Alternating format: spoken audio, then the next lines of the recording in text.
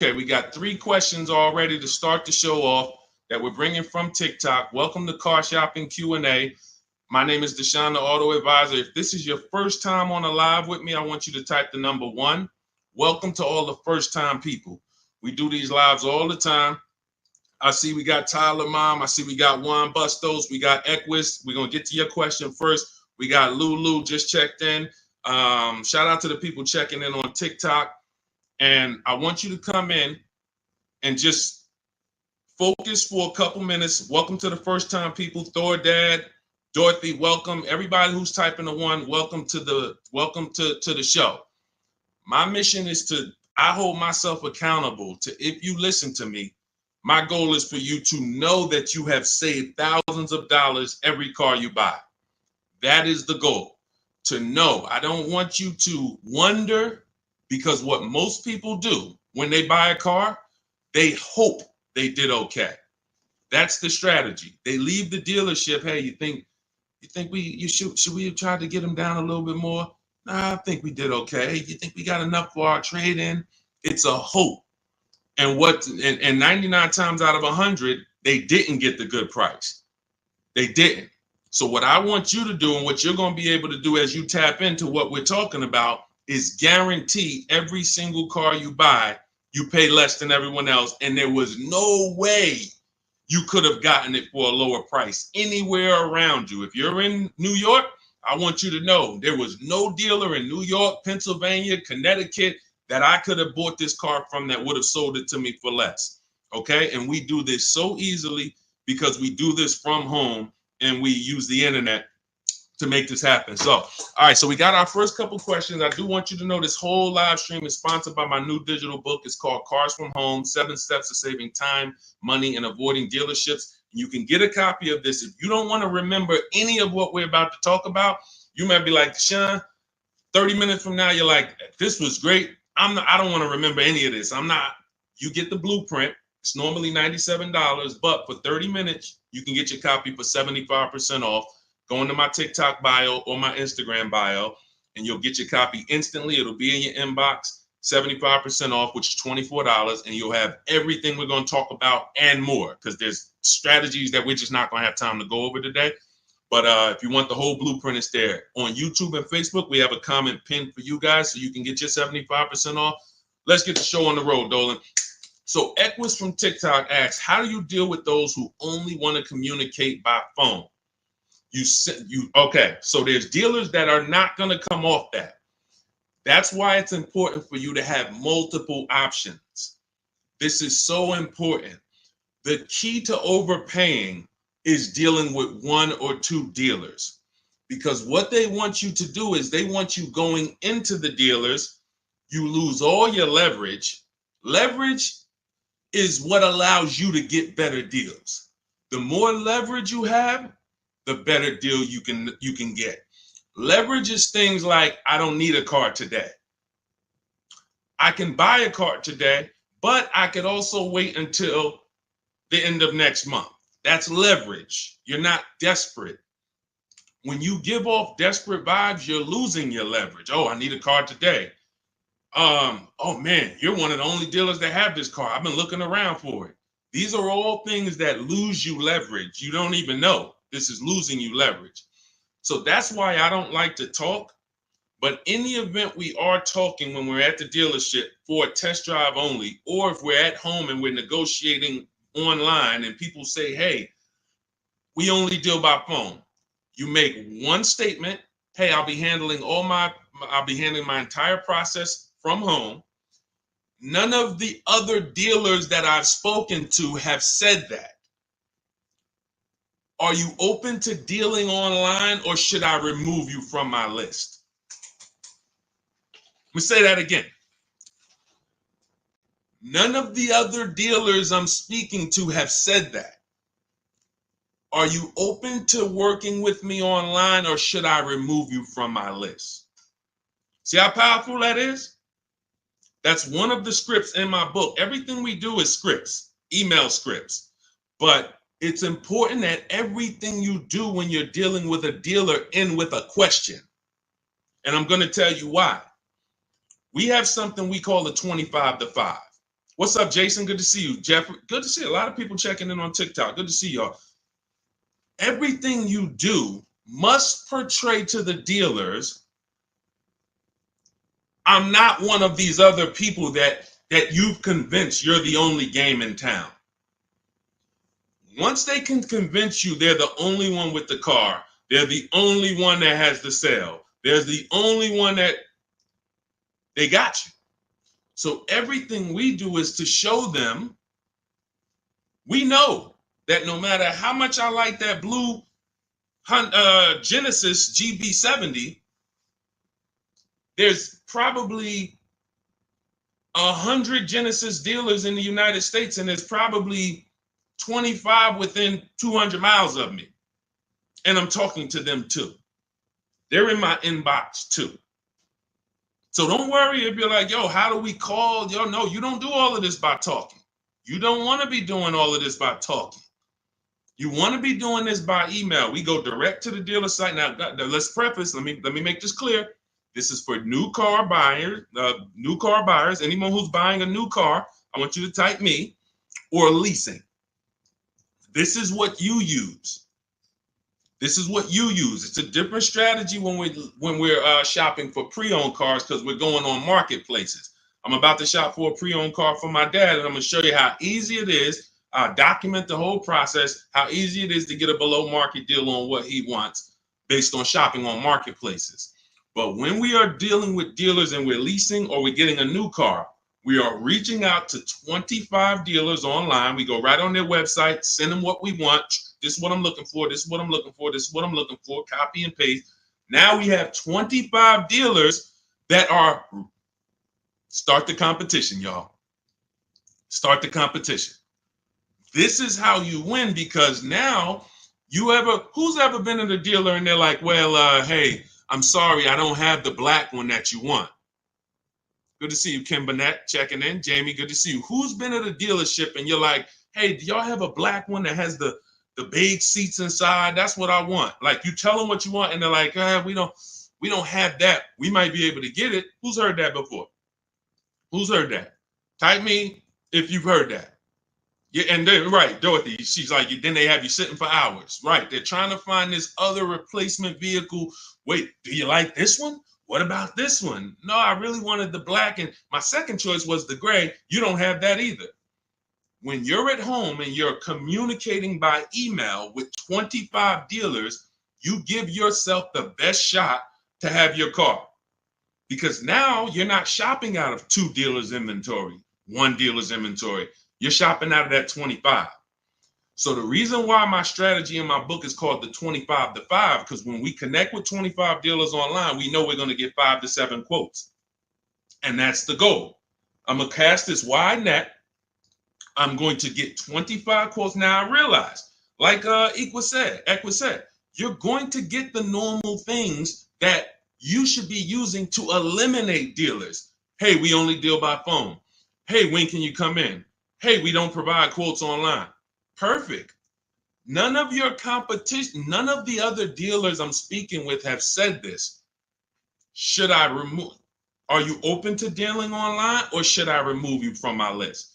No one wants to be removed from a list.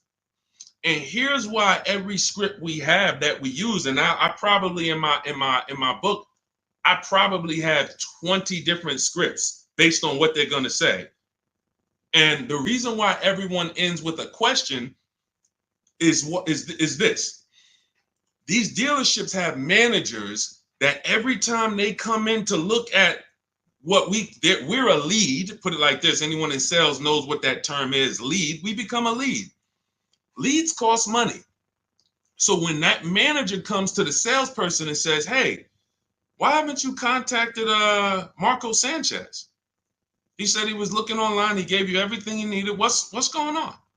Why haven't you contacted this woman, Shanice Johnson? What's happening? I see she asked you if you were willing to deal online. You just stopped communicating. Now they're the blame. That's the whole thing. So once you know how to, in each script with a question, throw it back to them. First thing we're doing when we're talking to all of these dealers online by email is, do you even have a vehicle I want? See, a lot of times you guys go wrong. You're reaching out to the dealership. Hey, can I get a quote on this vehicle? You're going wrong there. And I'm going to tell you why. As someone who I've floored hundreds and hundreds of leads, being in Mercedes, being in General Motors, I was the one looking at that. You're not giving them what they need. So what we need to do right from the start is, before I even ask you for a quote, before I even tell you anything, do you have a car that matches my interests? That's step one. So once we find out, okay, they have a car. See, because what you're going to find when we connect with 25 online, maybe 10 of them don't even have a car. That's great. 15 do. Out of 15, now let's go to the next step. Request my quote. And the next issue, I see, shout out to the sharers. Everyone who's hitting the share button, we appreciate you. Everyone who, I always want to shout out the sharers. People who send this video to people. Hey, yo, you got to watch this. This is because we don't play games over here. So shout out to the sharers. We can't do this without you. Hit the arrow, hit the paper plane. It matters. We appreciate you. So what we're not doing now that we need to is give the dealer what they need to give us a quote. That's partially the problem. We don't realize, again, this is not for used cars. This is strictly my new car buying strategy. This is the same strategy that all of these people I show you in the broadcast have used to get these below market prices. When y'all hear these prices and y'all be like, oh, this is not what I'm paying. I got that same car. I didn't get $15,000 off, $8,000 off, $20,000 off. These are the same tactics that they use. It's a competition. You have to give dealers certain things or they can't give you a quote. You got to give them your zip code. They got to factor in the tax. We need to know what kind of vehicles do you have in the household. That's conquest rebates, loyalty rebates. We need to know what you do for a living. See if you qualify for any incentives there. There's certain things. What credit tier should we assume? So when we say, the reason why I created these templates that you'll have, literally, you get your copy of Cars from Home, it's 5-star rated. You'll have all the templates. But like I said, if you're like, Deshone, I'm writing down everything. I'm going to remember all of this. God bless you.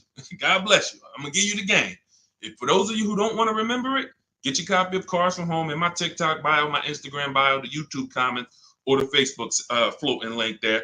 And you get it for 75% off for 30 minutes. You won't pay the $97 price, as long as you get there before 30 minutes.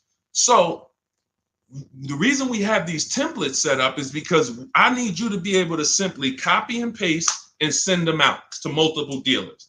You're sending the dealers the same thing. You're not changing. You're sending every dealer the same thing. So now every dealer has the exact same information and they can actually compete.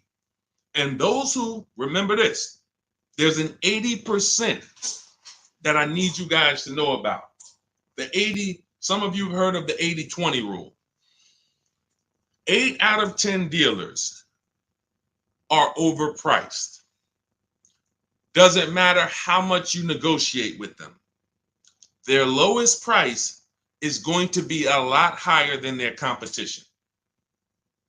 When you hear somebody say, hey, Mr. Haywood, we appreciate you, but this is my best price. I can't get the manager to go any lower than that. Who's heard that? Who's heard that? Who's been in a dealer and they just like, listen, you beat me down. This is the best price. I can't get any. You're basically still in the car, right? God's anointed. When you heard that, Cheryl, you heard it. Okay, so now, definitely heard that before, right? They're not necessarily lying. What you have to know from this particular point on in your life is that is only your best price. That's not Nissan's best price. People will say, hey, I went to Nissan, man, those cars are high. No, I went to Nissan of Bay Ridge, got a price from them. It was high. One Nissan dealer, these are all independently owned franchises competing. They report at the end of the month who sold the most cars. They get awards for that. Best in class, best in the region. They're competitors. This is the secret to you saving more money than you've ever saved without even trying. Putting the competitors against each other is how you save the money. And once they have somebody who they know is making them compete against their competitors, you're going to pay less than everyone else. It's not even a game. The person in that dealer, if they're at a dealership and they're what we call, I want y'all to remember this, type it if you know, the 80%. Everybody who's getting this point, I want you to type 80% into the chat. That means you're getting it. 80% of dealers, no matter how good of a negotiator you are, they're never going to give you the price that their competition could give you. They're never going to do it. Look, Kimberly got a Maserati not too long ago. It was a $91,000 car. They took off $20,000. The dealer that won her bid was a 20% dealer. See, we got the 80% dealers that don't want to compete. They're going to make sure, yeah, I'll take off 4,000, but I'll leave myself another 3,000. I'll take off 6,000, but I'm not going to give you the $2,000 rebate that you don't know about. Yeah, I'll take off 2,000, but you're not going to know that I'm sitting on another 5. I'm not giving that up. That's the 80%. They're not going to give it up. But when you sit at home, you do look like Kimberly did, save 20 grand. Like Sean did, got 20 grand off his F-150. Like we just had, my God, the biggest discount any of my people who follow me ever got that was reported to me was this one. Oh my goodness, she saved almost $30,000. I said, you definitely got the record. Now again, it's different for every car. We never know where the bottom is. This is Milligan. She got it. It was a $79,000 vehicle. She got it for $51,000. Now, in that was 20,000. It was a 20,000 plus discount, a $7,500 rebate. She found a dealer. That's the 20%. That's why we cannot go and look for the 20%. We can't walk in and hope, I wonder if I'm in a 20% dealer. You don't know. The only way you know is you sit at home, you make these dealers compete against each other, and then you see the best ones. Wow, you're a whole lot less. You're the 20%. All of them was trying to overcharge me. That's the key. That is the key. All right. Great question, Equus. All right, let's pull up the next one. I know we got a lot more. I just wanted to go deep on that. Feel sorry for you for buying that Maserati. She leased it, so she's enjoying it. You know, you can say whatever you want to say, but you know, people enjoy it. And what we do, quite honestly, is we take the steps to make sure that the vehicles we are looking at have great public data. That's one of the steps. And step 4 of my book is called Shopping, Not Buying. We actually take these steps to check these vehicles and check the data, check the initial quality, check the reliability. So, you know, she's enjoying her Maserati. Trust me, every day she's enjoying it. All right, go ahead, Dolan. Okay, KLK, good to see you. 2023 Camry XSE under 30,000 miles. What's a good price? We only know by competing. Now let's talk used, because this is a used question. Now let me tell you this is very important about recent year used car shopping. This is very, very important. Those of you who you're like, Deshaun, I want a used car, but I only want one that's like 1 year old, maybe 2. 2 problems that you need to think of that we need to take seriously. Dealers only get used cars by buying them from auction, buying them after people lease them, or buying them from their customers or who trade them. Those are the only 3 ways dealers get pre-owned cars. What do you think the odds are that they're getting a 1 year or 2 year old pre-owned car? Unless there was a 2-year lease, they're not going to see a lot of them. Unless they bought unless someone bought the car and said, all right, I don't like it, and came and traded it in 2 years, they're not going to get a lot of them. Problem with that is we don't have pricing to compare it to. See, when we're shopping for a pre-owned car, I'm about to shop for a 2021 Ford Explorer for my father. That's his first choice. I know I have hundreds of vehicles to compare, assess the market, see what the low side of the market is first. When we go in these marketplaces, we need to see what the low side of the market is, where the high side is, and we're targeting the low side. But when we don't have enough vehicles to do that, this is a dangerous zone. Now, let me tell you what could happen. And then I'll tell you what you should do first to make sure you don't get jammed up like this. When you see a vehicle that is okay, let me go back to this big discount example. So you got a big discount. Milligan saves $27,000 off her new Mercedes, right? You guys can see it if you're on Instagram, if you're on YouTube. Even a regular deal where somebody saves $6,000, like Tiffany, she saved 65, almost $7,000. If somebody walks in to buy this vehicle 1 year old, they don't realize that the new market on that vehicle is almost $7,000 off. So they might look at a $44,000 vehicle that was originally $45,000, but today it's a 1 year old one. It has 8,000 miles on it. We're asking $35,000. All right, could you do 34? Because the new ones are 44. The new ones are 44. So maybe I could buy a 1 year old one for like 35. Okay, so all right, I buy it for 35. Problem is, the new market for that vehicle was 37 and change. So for $2,000 more, you could have got a brand new one. Does that make sense? Type locked in if that makes sense. I'm buying a 1 year old version of this vehicle. Sometimes people do this with 2 year old versions. They'll go in and they're like, okay, I see I'm saving $10,000 off a brand new one. I'm saving $12,000 off a brand new one. Well, so I'm gonna get this used one because it's $10,000, $12,000 less. Well, what happens if you could have saved $8,000 off the brand new one? You have to know the market for the new one when you're buying a vehicle that's that recent, that doesn't have a ton of competitors. And let's get even drastically more serious on how we could lose. Somebody like Sean, he gets the F-150. He saves $20,000. Let me pull up Sean's deal. This is and we'll get to the point of what you do to avoid this. But I need you to know how bad this is first. Sean gets a $20,000 discount off a brand new $73,000 F-150 using my shop from home strategies. Same strategies you're going to have in Cars from Home, the book. Get your copy immediately. So he gets this.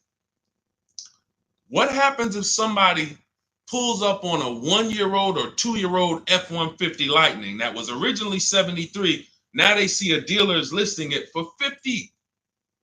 That sounds good, right? 2 year old F-150, 50,000. All right, that's got to be a good price. Now they buy a 2 year old one for 50. They think they won. They're driving around. Man, this truck was 73,000 new. I got mine for 50. Didn't realize that the brand new market on a brand new one with the rebates and the biggest discounts you can get was 20,000 off. So for 7,000 more, you could have got a brand new one. Never titled, no owner. You're the first owner. But you bought a 2 year old one, you saved $7,000. No, you didn't. You overpaid because when you go to resell that vehicle one day, or when you go to assess it and see what it really worth, you overpaid for it. That's the dangerous part with recent year cars. So the first thing I would tell you to do, KLK, is anyone who's shopping for a 1 or 2 year old pre-owned vehicle, shop the new market first. That's going to tell you if there's any incentives, rebates, anything that will affect the pre-owned market. If they're having trouble moving, anytime you see a $15,000 discount, $10,000, $8,000, that means those vehicles new aren't easy to move. We need some factory incentives, which means that moves over to the, if I could save 10 grand off a new one, how much do I want to save off a pre-owned one? You get what I'm saying? If I could save 10 grand off a new one, how much should I be saving off the pre-owned one? 16? How much should I be saving? So this is only for you guys who are shopping recent. If you're going 3 years and 4 years back, you don't have to worry about this because you'll have enough vehicles, enough choices to comparatively shop. But those of you who are shopping 1 or 2 year old, you must shop the new market first. let that be the indicator of how much discount I should be getting off of a 1 or 2 year old. Okay? All of the strategies for shopping new, pre-owned, leases, all in my book, step by step. It's called Cars from Home, 7 Steps of Saving Time, Money, and Avoiding Dealership. We're already 5-star rated. Thank you to everyone who's rated it, reviewed it, wrote about how you used it. We appreciate you helping us get this out. Everyone, you can get your copy for 75% off. For the next 30 minutes, you'll have everything we're talking about in this stream, step by step. It'll be in your inbox in 5 minutes. Okay, just make sure when you get your copy, though, you do screenshot the thank you page. It has the support email on there. Just in case you type your email wrong, you can reach out to my support team. Make sure you get your book. There's also the link to open your book as soon as you buy it. So as soon as you buy it, you'll see click below to open the book. And it's 75% off as long as you get there before the 30 minutes is up. So TikTok bio, Instagram bio, take the time. You come back to the stream after, go get your book. YouTube, we have a comment for you in the pinned comment. And then Facebook, you'll see a floating link for you guys. Get you 75% off. All right, Dolan, next question. So Carolyn, do you trust Consumer Reports Buying Guide annual car reports? That's a great question. Not necessarily. We don't know who's paying for what. We don't know when it comes to these third-party resources.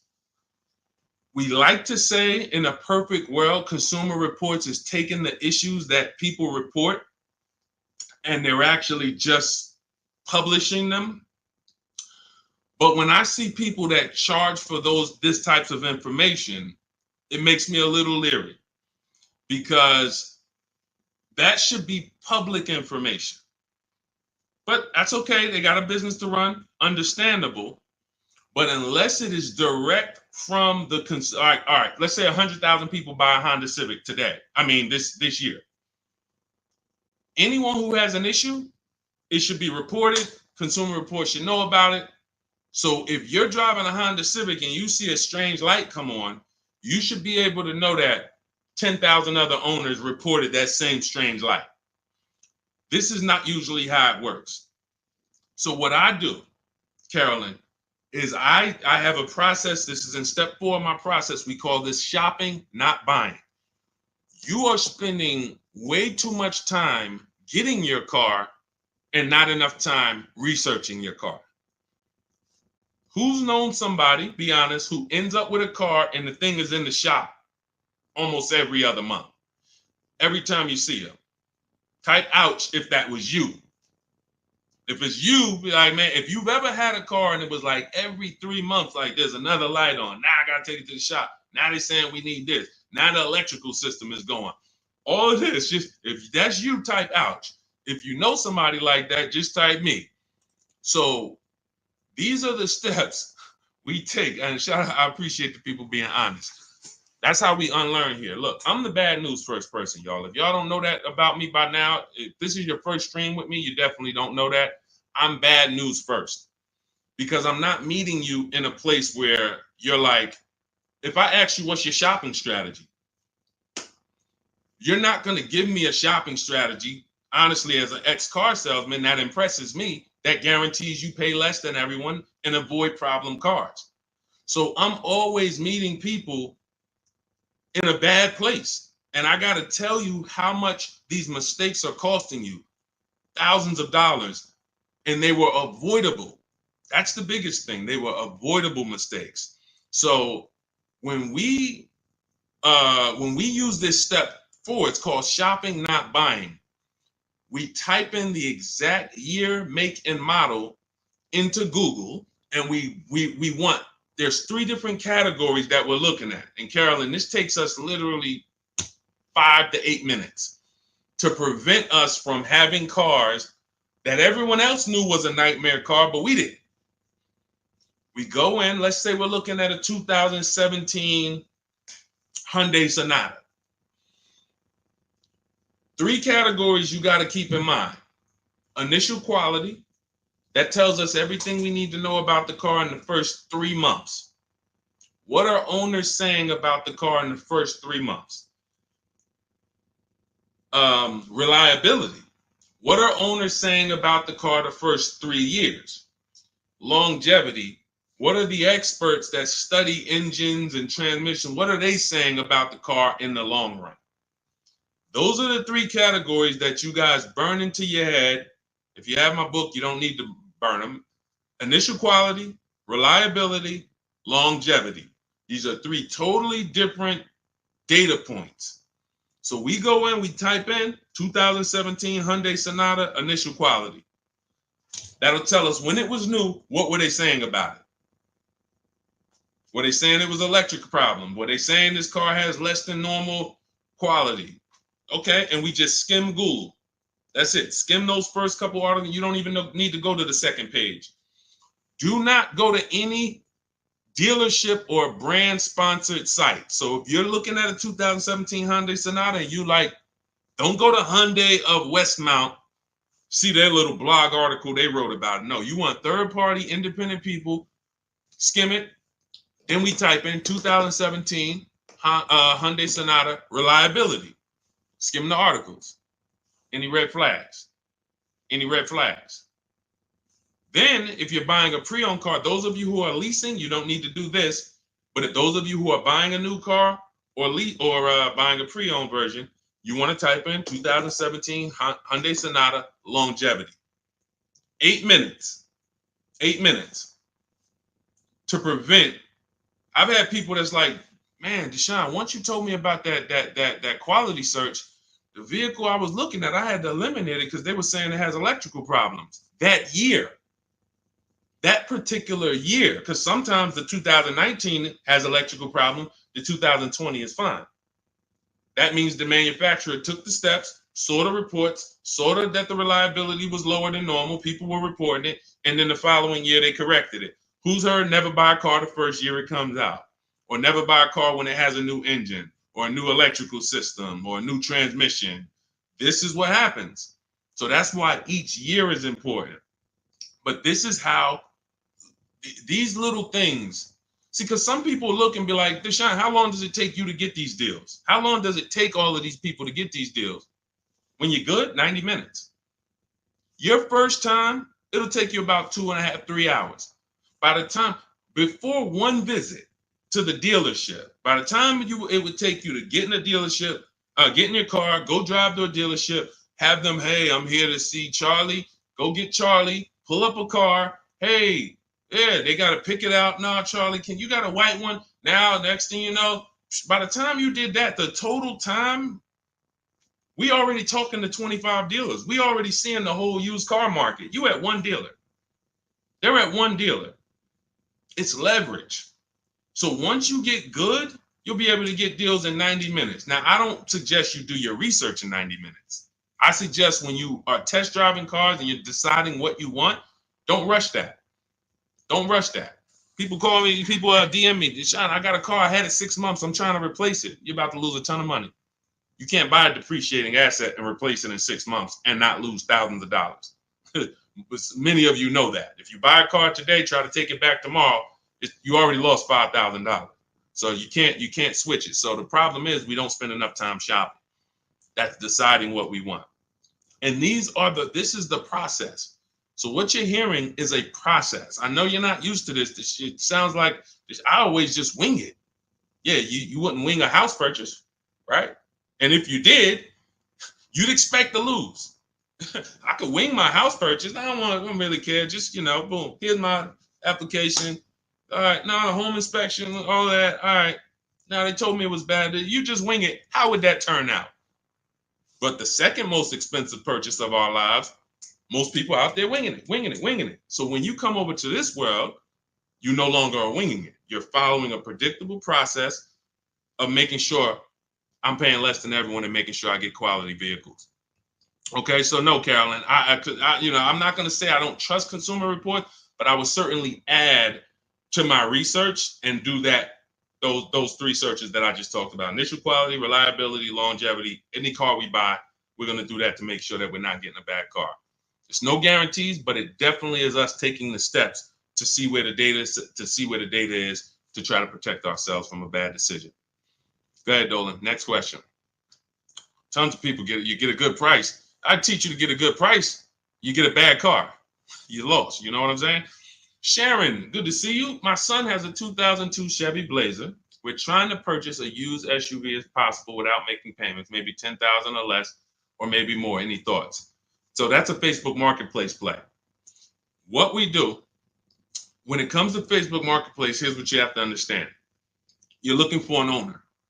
Anything under 10 grand, this is where the gems are, Facebook Marketplace. Because here's the thing. You're either going to buy private party or you're going to buy retail. The thing about retail is at a dealership.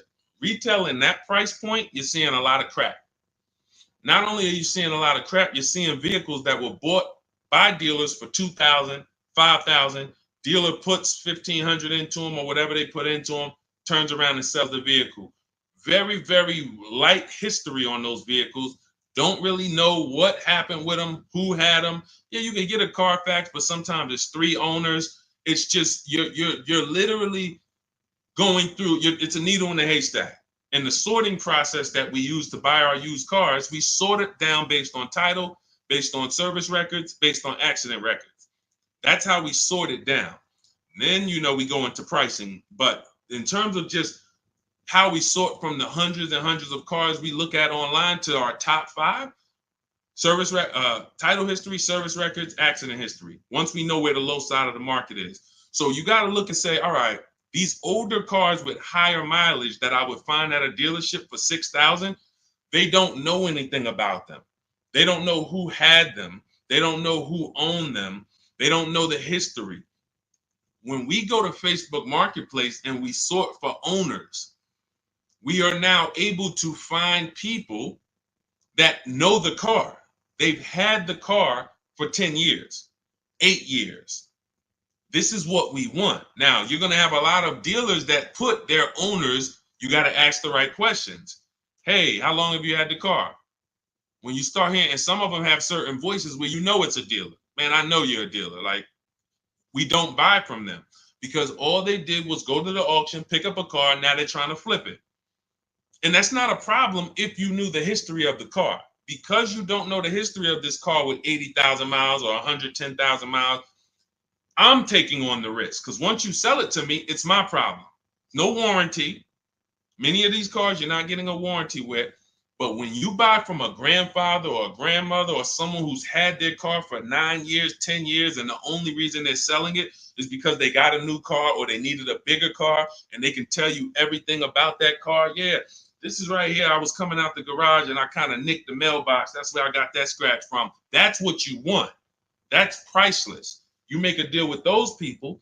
You pay you pay your local mechanic to come with you. Once you find that vehicle, you pay him $100. Can you come and take a look at this vehicle with me? Give me your opinion on it. This is like a home inspection. We don't mind paying $500 or $600 or $800 for a home inspection. Why? Because it protects us. It protects us from bad decisions, which lose us more money. So when we pay a company like yourmechanic.com, or if we have a local mechanic, some of you know I preach, you must have a local mechanic. You actually pay them, come here, take a look. Now you got out of Dodge $5,000, $7,000. You got a car that you could drive for the next 3-4 years. You know the history of it. It was taken care of. You looked at the Carfax. You validated that everything the owner told you was official. This is priceless. That's how I would be shopping if I had less than $10,000 to spend. That's what I would be shopping for all day long. Private party owner. All right. So, yeah. Let's go, Dorothy. Good to see you. No. You're not getting anything good for under 10,000. You're not getting anything good for under 10,000. See, some people will put their projections on you. Hang on 1 second. 1 second. Some people will put their projections on you. And we don't do that.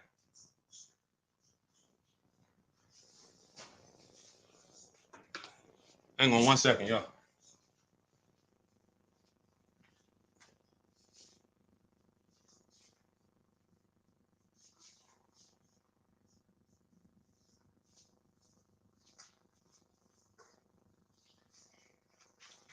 All right, perfect.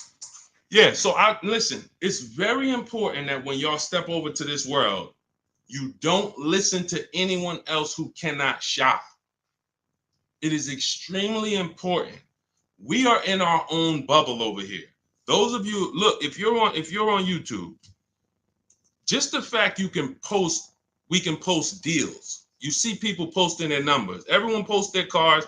These are people in my private group. Anyone who wants to know about my private group, you could go with shopwithdeshone.com. It's in my bio. Because I teach people how to learn no matter how they want to learn. Some people want to learn directly working with me. Some people want to learn by getting the blueprint. I don't care how you get it, but get it. Here's the point. You notice everyone here that I'm showing post their deals. They post the numbers. No one that you know posts their numbers when they buy a car. All they do is post the car, because the car they like. The numbers they don't really love. They're not confident in them. So when you hear people that project their beliefs, there's no deals out here. What's going to happen is that's going to be like a bubble for you. That's going to, because there's no deals for you. You don't know how to get great lease deals. You don't know how to get deals that are, you see those commercials? The leases are so expensive. You don't know how to not pay those prices. No one that we lease, look, Ansley got a $58,000 car, $554 a month, no down payment. 99% of the people we shop with get leases, no down payment. They don't even put a down payment down. Same thing with purchases. Everything in my book is teaching you how to shop with no down payment, because that has nothing to do with the deal you get. A down payment has nothing to do with the deal you get. If you walk in right now and there's a $40,000 car and they sell it to you for $50,000, here's a $40,000 car. I'm gonna sell it to you for $50,000, but you don't have to put any money down. Is that a deal? No or no? No or no? So you have to understand that as you learn to shop, everyone around you who doesn't know how to shop, they're struggling. That's why I'm welcoming all the people that's locked in. We've gotten over 10,000 books delivered this year. That's 10,000 people that have a blueprint for how to pay less than everyone else. But 60 million people a year buy cars. So we realize. So what I want you to understand is, anytime you're moving with these cars, you're going to see just blood around you. You're going to see people who, my God, I can't believe this. They would never show you their contracts. Look at your car. Oh, I see you got a new car. Hey, how much you paying for that? And listen, I don't want to talk about that. They don't want to talk about that. You have to be aware that that's what the world is doing. But that ain't what we doing. That's why I show you dozens and dozens of people. Every page you visit, whether it's my book page, shop from home page, we got videos, other people trying to tell y'all, hey, come over to our world. Because that world over there that's a tough world to be in. Y'all, so stay away from people who try to project their beliefs on you. They struggle. All right, let's go. All right, go ahead. Next question, Dolan. Okay, Dorothy, why do they run your credit with all these banks? Well, first of all, you let them. So you got to understand, you're letting them. We use something called the bank bidding war. So the best thing for you to understand, Dorothy, is what the banks allow and how they allow you to shop rates. All right, when someone is trying to shop rates for you and they work for the dealership, here's what they're trying to do. What's the highest rate this person can pay? And we still make a deal. That is how a finance manager shops you to banks. So if a bank is looking, that's why you notice, who notices this? If you ever are talking to a car dealership and they give you a quote, which is why we never get quotes in dealerships ever under any circumstances, when they give you a quote, when you ask them, well, what's the rate you're using for that? What do they say? They start backpedaling. Oh, well, we don't really know, we're assuming like, maybe 6.9, you know what I'm saying? It's not like, okay, no, we're using 7.9 for the quote. Why are they doing that? It's something called padding the deal. All right, we're about to do some more unlearning. All right. If you're unlearning, type UR. The letter U, letter R for unlearn, relearn. See, we gotta dump what we've learned about car shopping in order to receive this. Okay? All right, I see you. So now, the biggest thing, one of the biggest things, they're all big, but you have to learn is there's 3 different parts of the car buying transaction. Who you buy your car from, who you get your loan from, who you sell your old car to. Now, be honest, if you've ever, and could everybody hit the share button?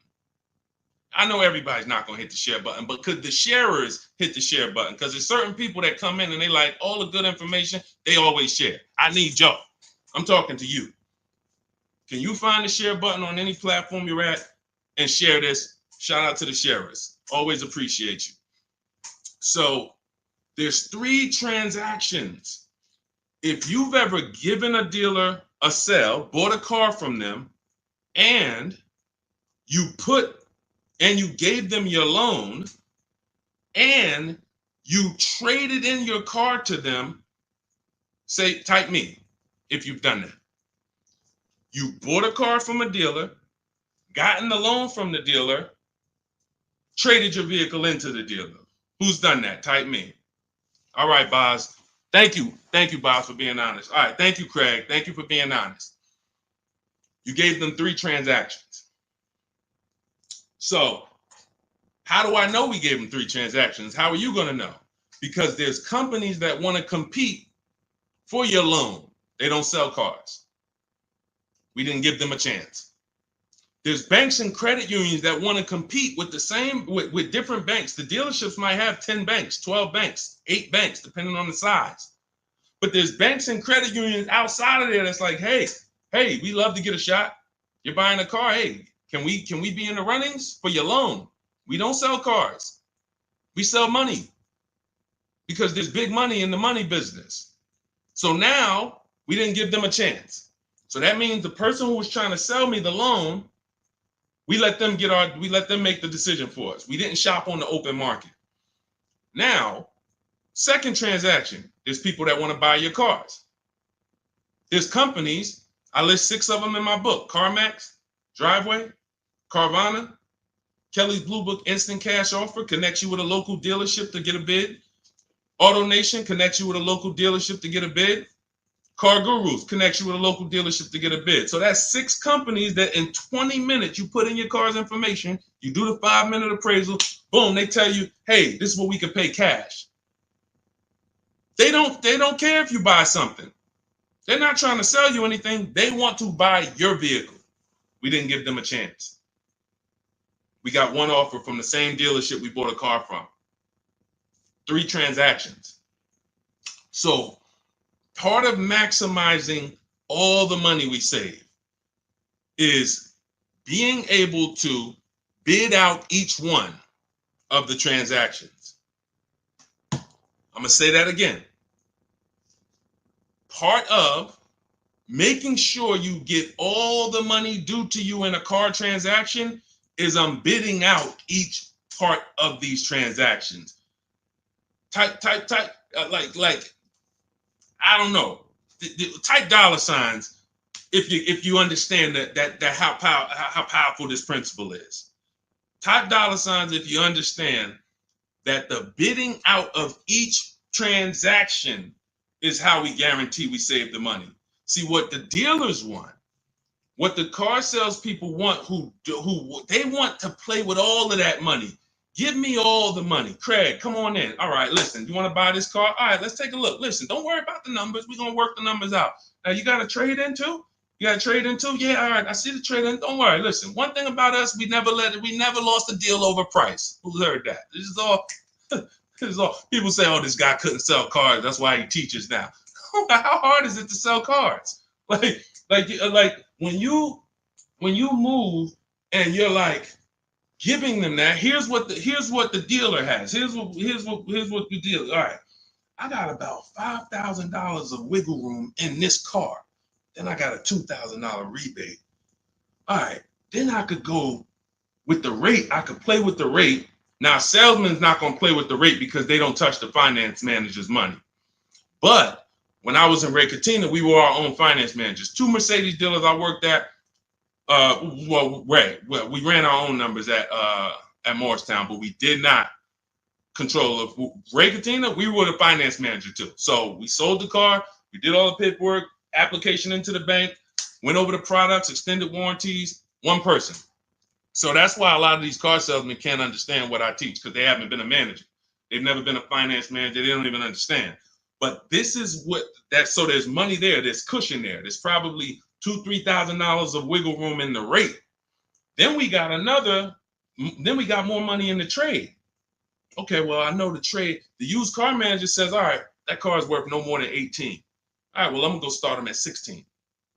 So now we got $2,000 of wiggle room over here in your old car. Now we got $7,000 of discount in the new car. Now I got a little more room in the rate I could play with. Matter of fact, I'm going to start them so high on the rate that I'm going to have me another $2,500 that I could play with here. So I'm really dealing with like $11,000 that I can move around. If you get this, say, well, I see the dollar sign. I see the dollar signs. Like, people getting this. That's why, see, there's several things that car dealers don't want you to do. The biggest thing is keep doing what you've been doing. The biggest thing that car dealers want you to keep doing is just do what you've been doing. Don't change nothing. Don't change nothing. Negotiate a little harder. You'll feel a little better. That's what they want. The last thing they want you to do is separate your transactions, bid them out online in minutes. I know what my trade is worth. I gotta do that for my mother's lease coming due. I'll be doing that, recording these videos because we document this. I document this for my people in Cars from Home Done With You. They see me shop.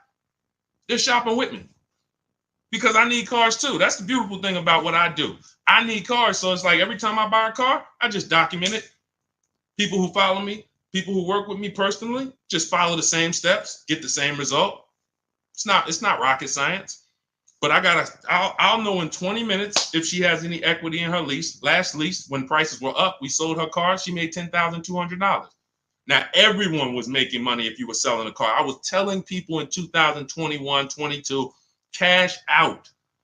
You're never going to see this again. I don't care what car you got. Sell it, cash out, put $7 grand, $10 grand, $12 grand in your pocket. People were getting out of negative equity deals because every car was worth $10,000 to $12,000 more than the normal price. Now the thing's back to normal. But we check for equity. This stuff takes minutes. This stuff doesn't take hours to do. We're on computers. We can visit this website, type this in. Oh, thanks. Got my equity. That's what dealers don't want you doing. Separating your transactions, bidding them out online, letting multiple people compete for your business. They can't stop it. There's nothing they could do. That is literally the car salesman's kryptonite. I used to do a masterclass and I would talk about the 2 fears of every car salesman. And I don't care, the best car salesman in the world. I mean, I've sat next to people who there's some of the best in the world. Some of the people I've sat down with at Ray Katina, when I worked there, was Yankee Stadium. Guys making $300,000 a year, $350,000, the consummate professionals. Kryptonite was customer won't come into the dealership. Customer makes us shop competitors, makes us compete against competitors. That's all my book teaches you to do. Not going to the dealership unless you're test driving, make them compete. Exploits the 2 fears of every car salesman for your benefit.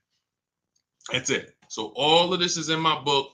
7, it's called Cars from Home, 7 Steps to Saving Time, Money, and Avoiding Dealerships.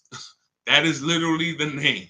Cars from Home, 7 Steps to Saving Time, Money, and Avoiding Dealerships. And you can get your copy for 75% off. You won't pay the normal $97 price. It's in my TikTok bio, but you only got 30 minutes. If you visited that site and the timer's down, if it's 2 minutes, once it goes to 0, it's $97. And it's still worth every penny. Go read those reviews on Goodreads.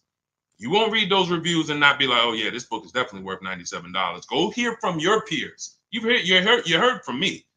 You know, we'll be on here for another couple minutes. I want to answer a couple more questions for sure.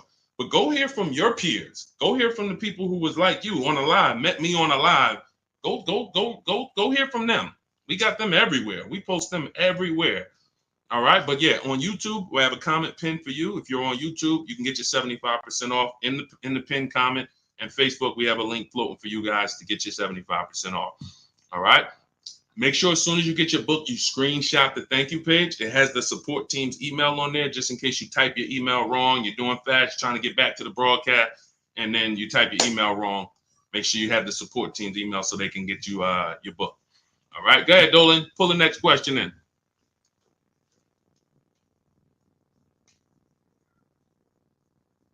Hang on 1 second.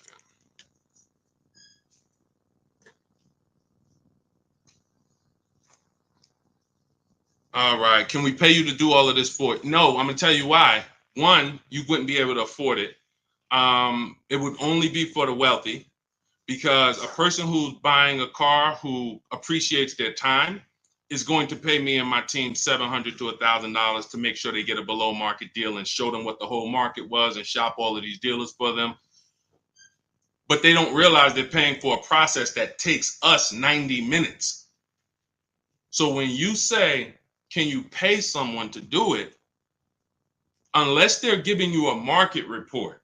This is why brokers are ripping you guys off, because anyone who what they're doing is they're basing it off of your fear and your dread, and they're saying, well, just trust me. So you're still giving someone else the same way I just said. You're giving all the car dealers those 3 transactions. You're just giving them to a broker. Get me my loan. Get me this, don't mark it up. No, unless they're bringing you a market report saying, hey, yeah, we shopped 25 dealers for you. Here was their offers. These dealers didn't have a car. Hey, we shopped the entire used car market for you. Here's the low side of the market. Here's the high. Here's the top 5 that we narrowed it down to. They're doing you a disservice. Here's the offers we got for your old car directly from the people who are going to buy it. All right, pay me my money, and then here, go pick up your car, go sell your car here. What we do takes 90 minutes. Now, I could do it in 90 minutes. As I said in the beginning, you going through the book, it's going to take you 2.5 hours, 3 hours. It's not going to take you more time than you would spend in one dealership. But that's the biggest thing. That's the biggest thing. If this was a 10-hour process, 12 hours, yeah, maybe we charge and we create a team to do this for people. Oh, no, you're going to pay me and we're going to make $200, $300 an hour for our expertise, because you're going to pay us $700 to $1,000 and we're going to get a deal done for you in 90 minutes. So we're really making like $500 an hour, which is fine. But I'd rather teach people to fish than fish for them. Like, we're not building rocket ships here. We're going on websites and we're copying and pasting. Believe in yourself. Go ahead, Dolan. Let me make sure I get this. Okay, Cheryl, do you get the upgraded version in the same link that you bought the book before? No, you get the okay, so if you bought Cars from Home, anytime I update the book, I update the master file. I'm glad you asked this question, Cheryl, because I didn't even mention this. This is just more value that I give to the people that take action. I've updated that book probably, originally it was called Car Shopping for People That Hate Car Shopping. So some of you have that version. And then I updated it, created Cars from Home. What I did is I went into the master file, replaced it with the new version, and everyone who went and opened that book, they were like, oh, wow, the name has changed. Oh, wow, this content has changed. Oh, wow. This is what we do. This is why I saw somebody in the comments says, is there any way to get a physical book? A physical book, you would have to pay every single time a website changes. Vroom went out of business. Vroom used to compete to buy our cars. Vroom, every time we have 8 marketplaces we shop. When we were shopping for used cars, In my book, I have something called the multiple marketplace strategy. We're on cars.com, Car Gurus, Carfax, Auto Trader, Driveway, Carvana, CarMax, and eBay Motors. We're on 8 marketplaces. Vroom used to be there. It used to be 9. Vroom went out of business. If you had a physical book, what happens now? Now you got to wait for volume 2. Oh, here's the new version. Now you're paying again. We went right into the master file, took Vroom out, updated it. No one saw Vroom again. These are things we could only do with a digital book. Some people go digital for their own reasons. They make a digital book for their own reasons. Cars from Home is digital because it's the best way for it to be. I link you to scripts. If you're reading and you're not able to open the scripts and copy and paste, you click a link, you open all my, when you contact dealers, new cars and leases, there's a link you hit, open my scripts up, and you copy and paste them. You should be on a computer. We're car shopping on computers. So to be reading a physical book about car shopping on a computer, that just doesn't match. If you're reading about investing in stocks, sure. You're reading about other things, great. But we're car shopping online. The book should be online. So that's it. And anyone who has the book knows there'd be no way for that to be a physical book. I link you to certain videos. There's all types of stuff, bonuses in there, surprises, but wait, there's more. But not charging you for it. You're buying it and you're like, whoa, I didn't know he got videos in here that he links to. That's just all we do. We want to be the most valuable company to the car buyer. We take that very serious. Go ahead, Dolan. Yep, got mine. Good. I see you. Shout out to everybody who got their copy. Enjoy it and use it. Use it. What's up, Gladys? I need your help for my 24-year-old daughter that needs an affordable used car for work commute. We are in Raleigh, North Carolina. Max is $5,000. What I want you to do, Gladys, I want you to go to the YouTube or the Facebook replay. If you're on Facebook, I want you to watch this broadcast, but I need you to go about 20 minutes back, 20, 30 minutes back. We had a woman on here who asked a similar question. Her budget was $10,000 max, and we went over a whole strategy for her. I want you to watch that, use that exact same strategy that we gave to her, okay? Because I don't want to just go over that. We went too into detail for me to just repeat it and go through all the things because some people heard it. Jeff, he said, where do I locate the link? The link is in my TikTok bio. Click that picture of me. Same thing on Instagram. Click the picture of me. That's going to take you. You'll see a website there. And in that website is a link to activate the 75% off. You'll see 75% off new book, 30 minutes only. Go there, get your book, come back to the broadcast. Okay? And then on YouTube, we have the comment and check the comments for your link. And then on Facebook, we have a comment floating for you guys, a link floating for you guys. So get in where you fit in. Okay, Anna, I went to the dealership and they wanted to sell me a car for $40,000. The price was $25,000. They were charging 11.99% interest. Should be $480 monthly, but paper said $580. What to do? A couple things. You're mixing transactions. You're buying a car from them and you're giving them your loan. So when you allow them to do that, now they're able to move money around and manipulate the money. And all they're doing is hoping you negotiate. That's really what they're hoping. Hey, come on, negotiate. Don't just walk out. Give us a chance. We have all this money we're playing with, and we're hoping that you just try to negotiate with us. What they're hoping you don't do is to shop the competition. You need to find out who has the same car, because there are tons of dealers with the exact same car, and you need to get a price from them. Now, once you have the price from them, we use something called the bank bidding war, where once we have our best price on the car, now we're letting tons of banks and credit unions run our credit. Oh, Deshone, ain't that gonna mess our credit up? No, it is not.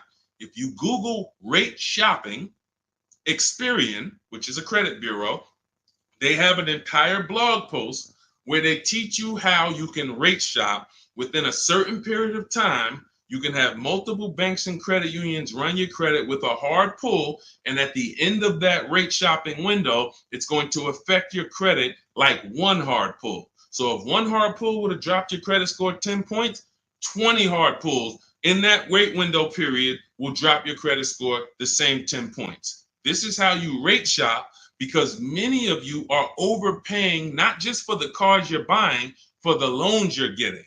If you sign 11.99%, because some people wouldn't have asked questions, they would have signed the deal and just said, oh, I guess this was it. This is it. Hey, man, y'all got me. No money down. I did all right. And they would have not realized that you actually could have gotten 8.99. From 11.99 to 8.99 is literally, depending on the loan, $40,000 loan, that could be $2,000.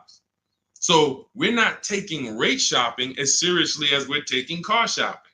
So what I'm doing it from you, Anna, is I'm making sure I find every duplicate car out there, like the one that you're looking at, and I'm calling before I go. Because you also could have run into a dealership that listed one price online. Who's had this happen before? You see one price online, you get to the dealership, and they're like, okay, but we got a $2,000 prep fee. We got this this maintenance plan is mandatory. We added low jack in here, and then we have an internet fee that you have to pay that, or we can't do business. So you're like, wait, how the heck was the car 25? Who's had that happen? The car said 25. Now the bottom line is this, not just from the rate. So I made a video about that. It was about Atlantic Chevy. They had a vehicle on there that I called them, and they let me know they had no intention to sell the car to me at the price that was online. They were hoping, knowing, not even hoping, they know we're going to get so many people coming to this dealership from this price. We're going to sell some sucker who won't negotiate with us, and who'll just be like, all right, man, I'm here already. Let me just get it over with. How much more is it? All right, two. What's the payment? You lost, bro. They just banged you over the head. They just extorted you, literally, and you signed a deal. So what we do is we find the similar cars. We always verify before we leave. You must verify fees before you go, because the gimmick is the bait and switch. What you're trying to decide, when we narrow this thing down, let me give you a real example here. You're narrowing your cars down. When I was narrowing my cars, I bought this white Infiniti truck 2 years ago. It was a 2020 at the time. It was 3 years old. I narrowed it down to my top 4. I realized that the prices online may not be the price that they want. The price online may be the gimmick price.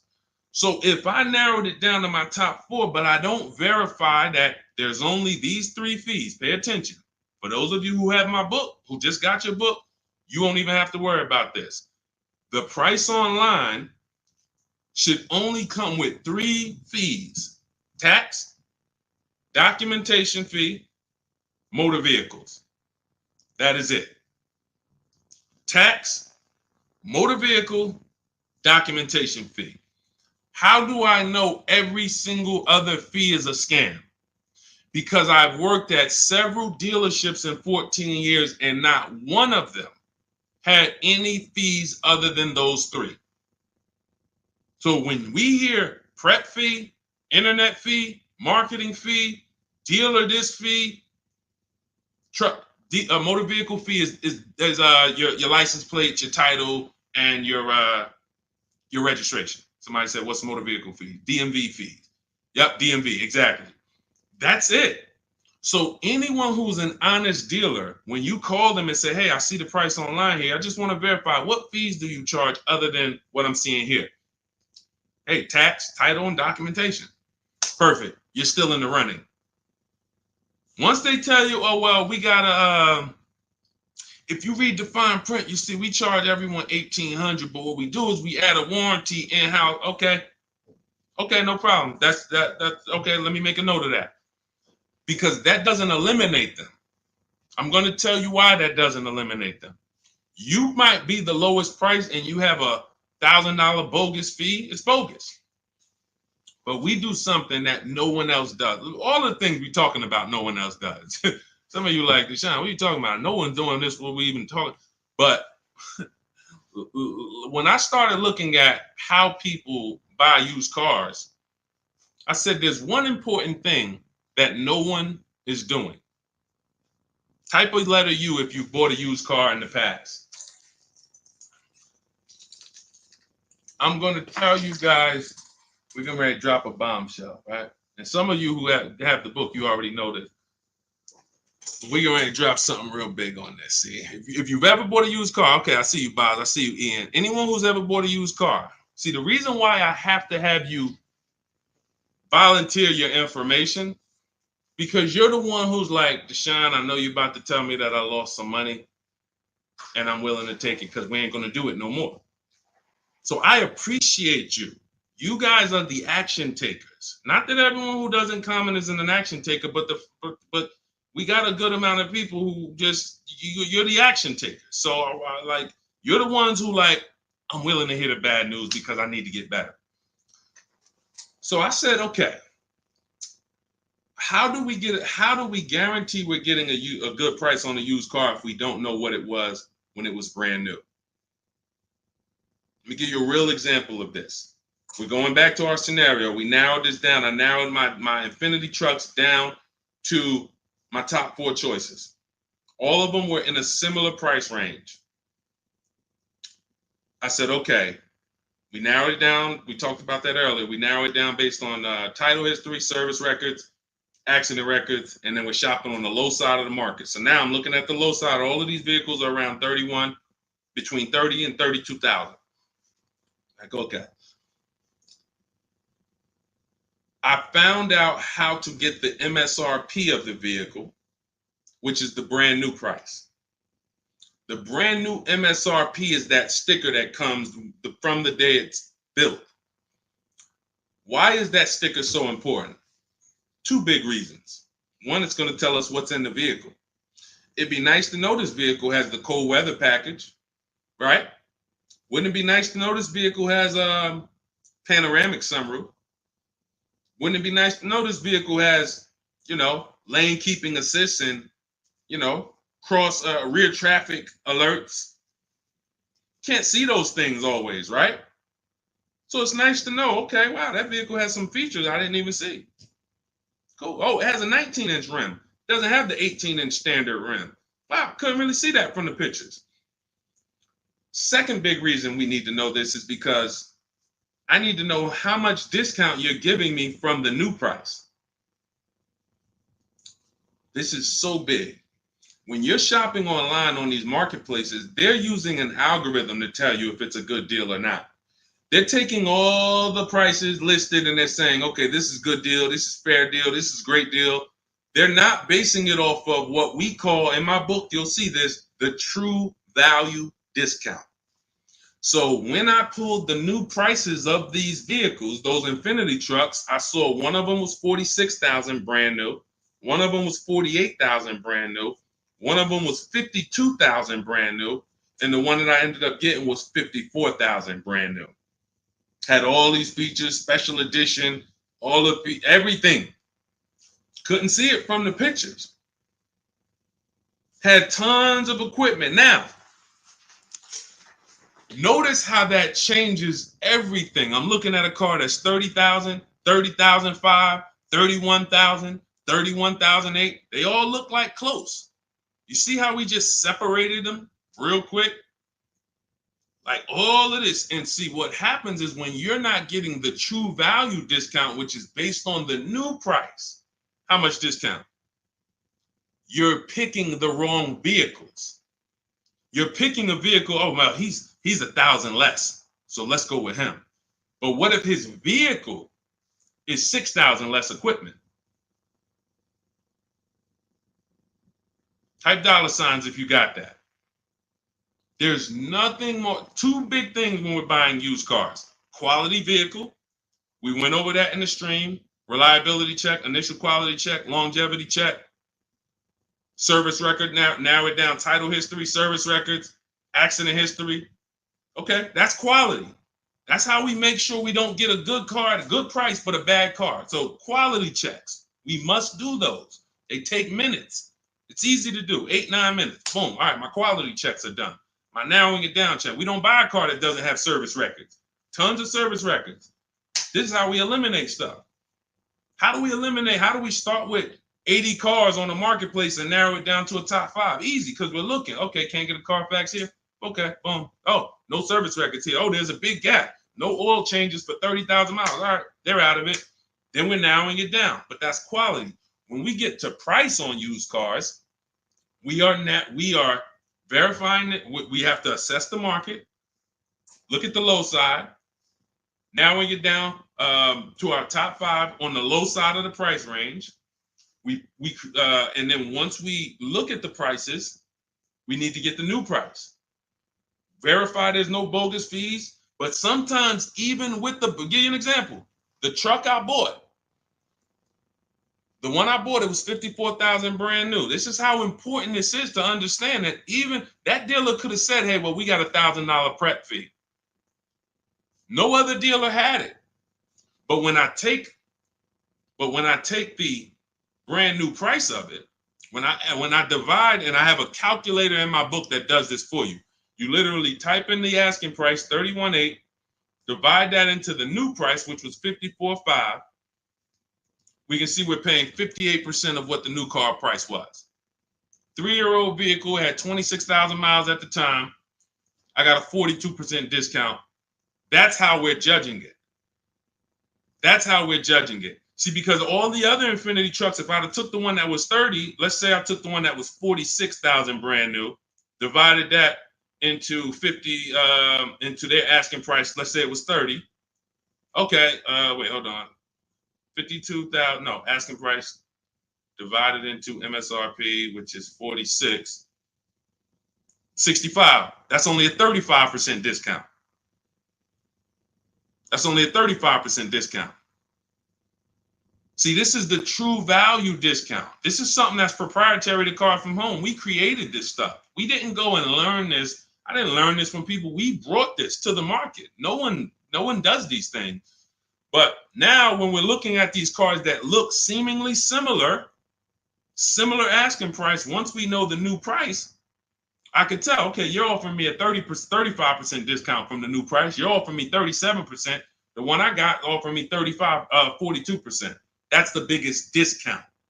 Doesn't matter what the deal is at. Oh, I don't want to negotiate. Or, hey, I got this fee. It's all about the true value discount, which is the discount from when it was new. And no man, I'm going to tell you, none of these marketplaces are going to do that. I'm going to tell you why they're not going to do it. They get paid to sell cars.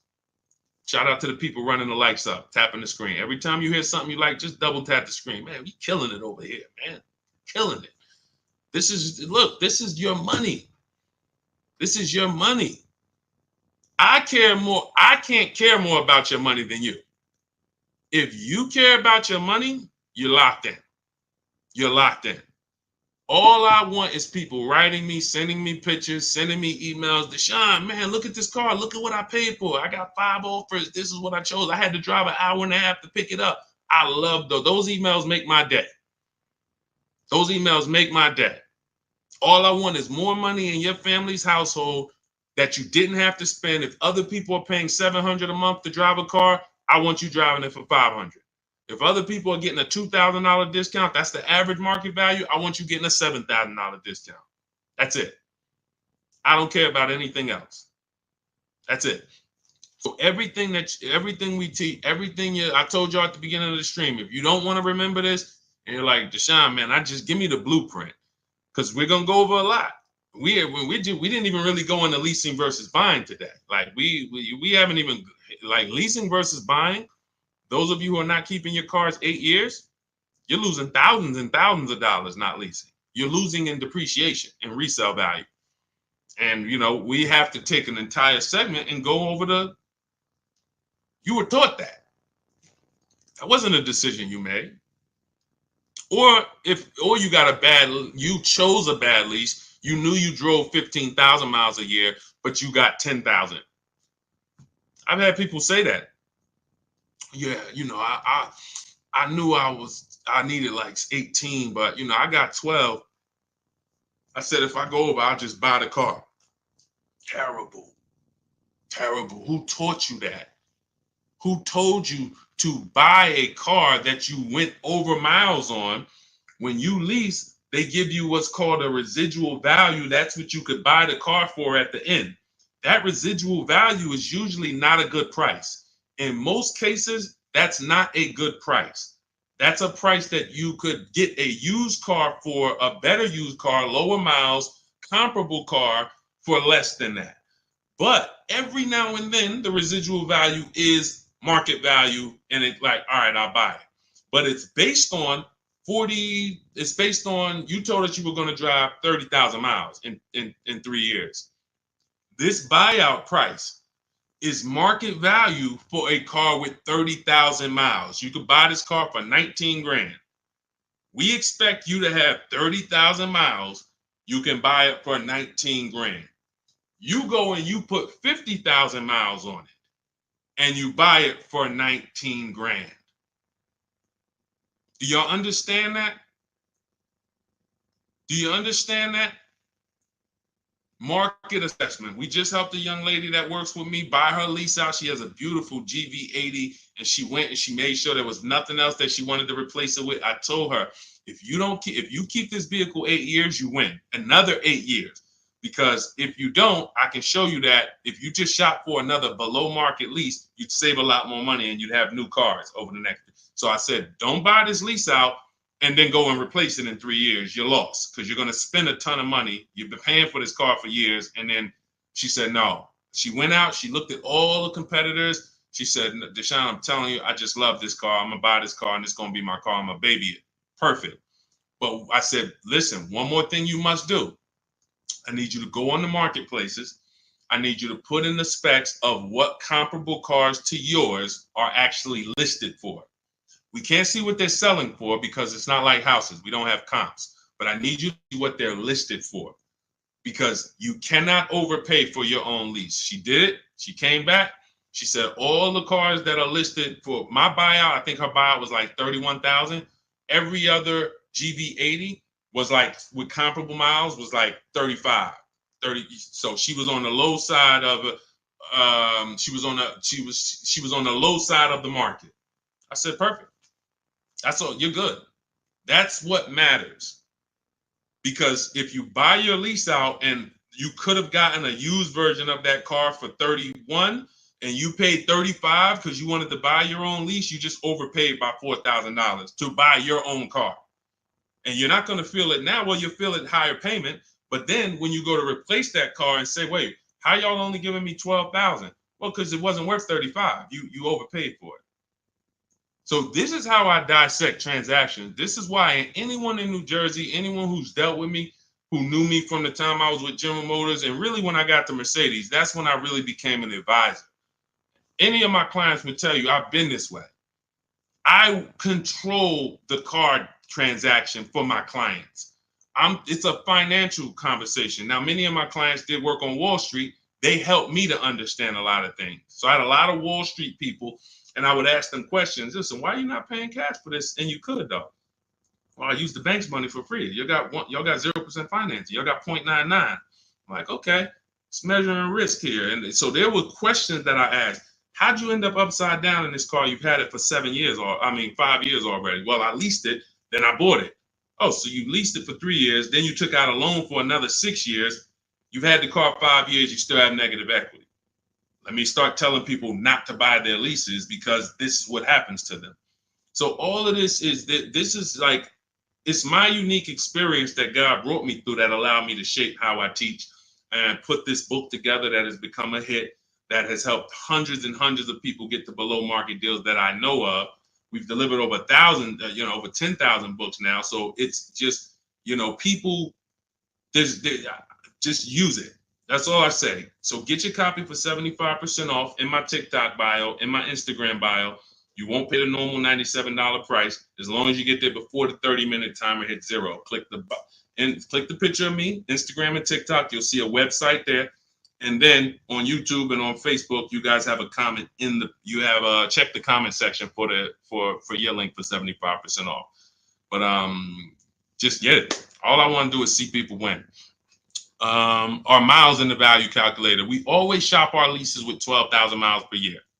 Always 12,000 miles per year, because that's how we base it. Everything we do when we're judging a lease deal armchair, we're judging it based on the 1% rule, which is older than, I don't know when it was invented, but it was certainly around when I got into the car business. So The 1% lease rule was for super savvy people.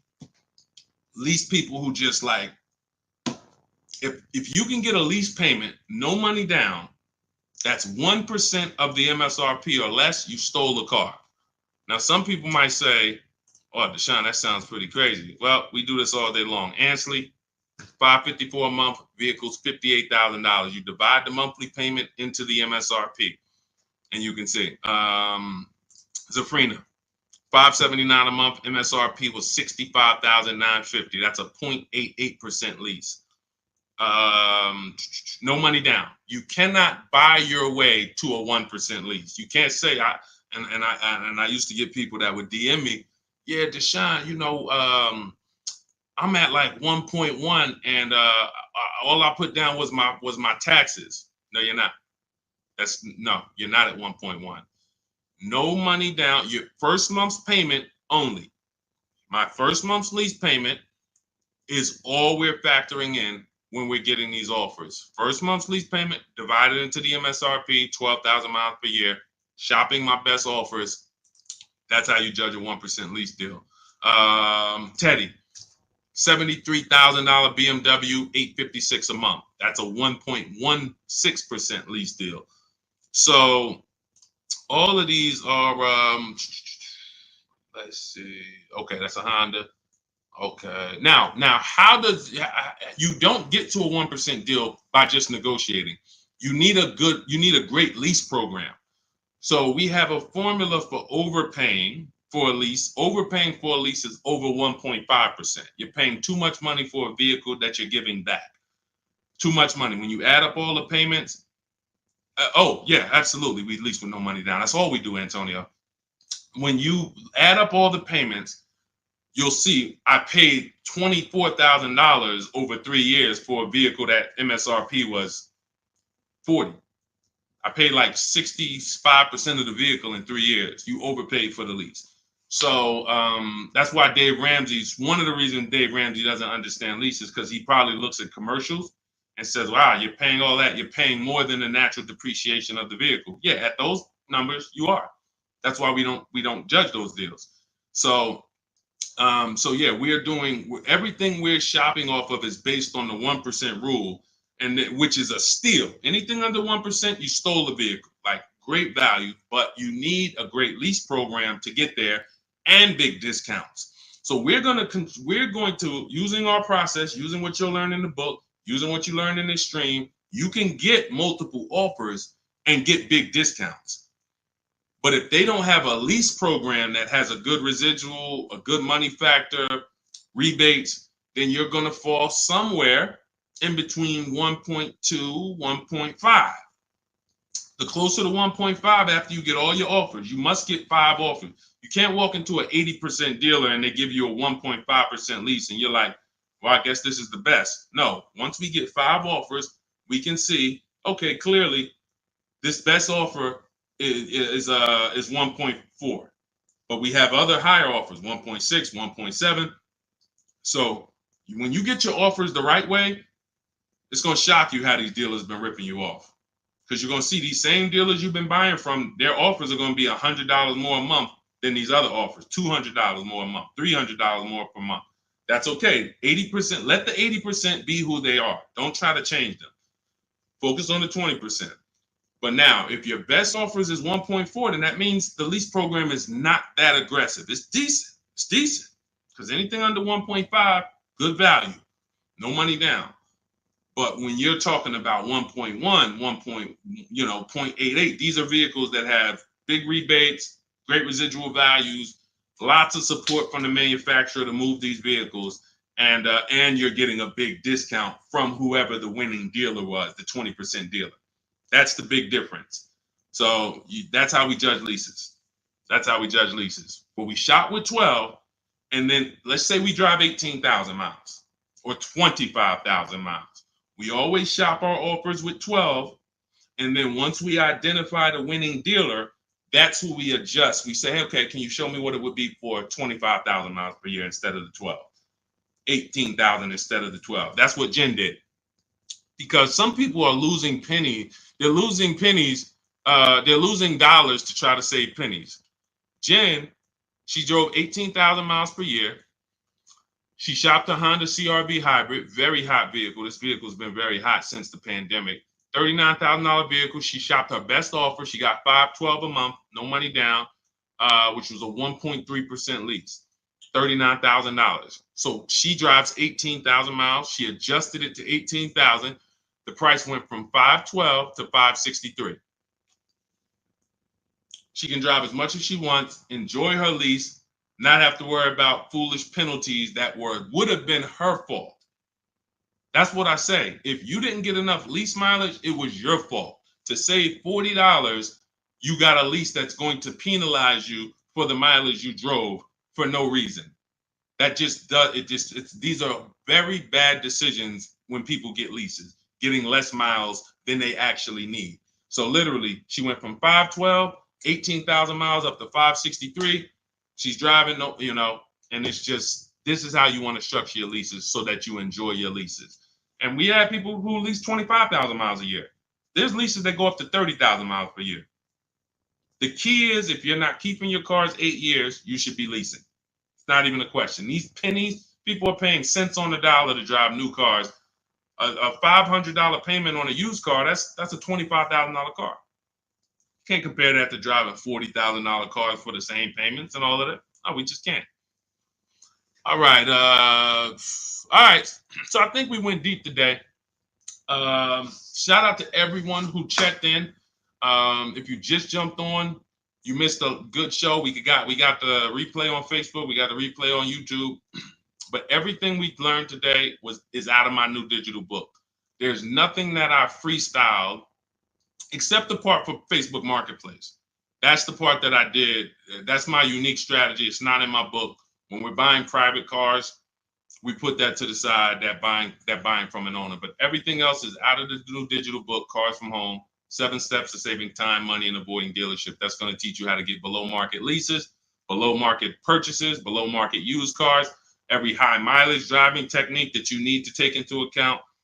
And you do it from home. The bank bidding war, making banks bid for your business, doing it the right way, all 3 rounds.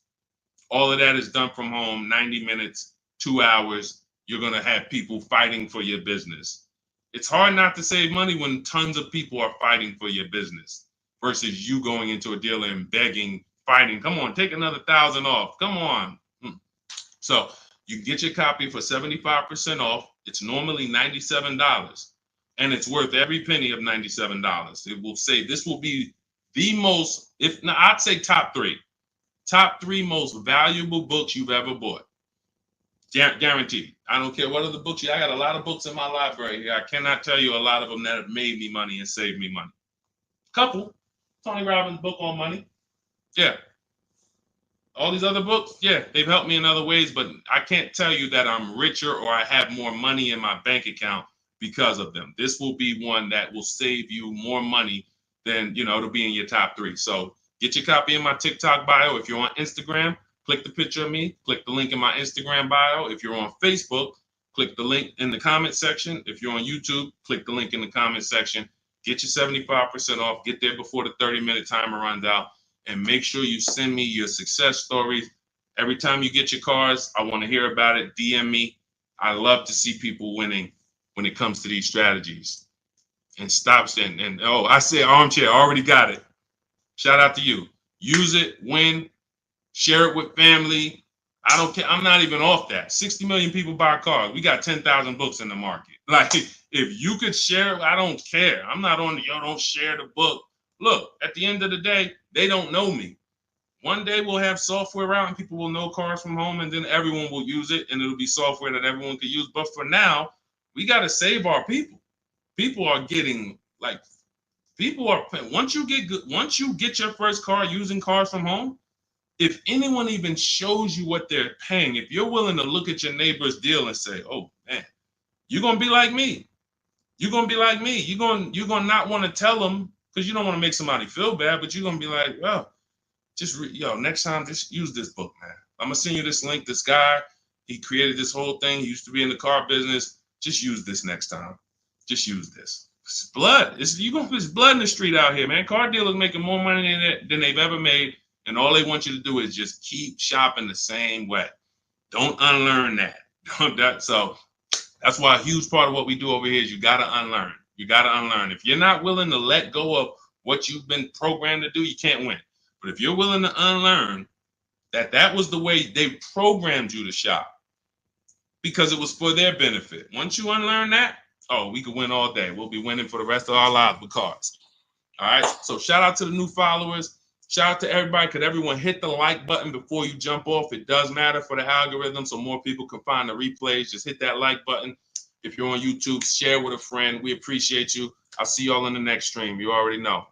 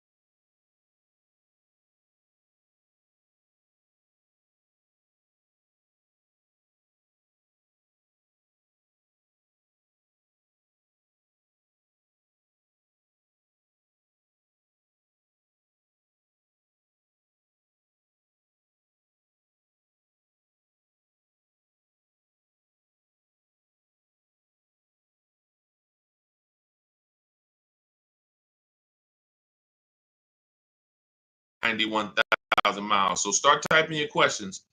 Welcome, welcome, welcome. It is my pleasure. It is my pleasure to welcome everyone to Car Shopping Questions and Answers. I'm your host, Deshone the Auto Advisor. All we focus on doing here is making sure you have the online strategies necessary to get better car deals than everyone is getting out here. You may hear people saying there's no deals. There's tons of deals. When you know how to shop and know how to make deals compete like we're about to be telling you how to do it, you're going to get deals much easier than you ever got them before. And you'll be wondering wondering why you weren't shopping like this in the beginning. So we had our first question coming from TikTok. I want everybody to start typing your questions and we'll get through as many as we can. But if this is your first time on the live with me, I want you to type the number 1. Welcome to the first time people. If you've never been on a live with us before, we appreciate it. We don't waste time here. We get right to the business. Okay. So somebody asked, is it okay to buy a car with 91,000 miles? It's a 2021 Nissan Altima. First thing you want to do is find out if this vehicle is a good car, even with the mileage or without. There are vehicles out there that are bad cars, whether they've been taken care of or not. You want to go to Google and you want to type in 2021 Nissan Altima reliability. Skim the articles. Just the first page. Just take you no more than 5 minutes. 5 minutes will protect you against all types of mistakes, all types of cars breaking down. Because if the car is a bad car, it's in the DNA. It's in the DNA. There's nothing you can do. The first owners could have took care of it, maintained it, did all changes when they were supposed to. That car has a bad DNA, and this is how we find out. Go to Google, type in 2021. Always put the year 2021 Nissan Altima longevity. After you do reliability, you do longevity.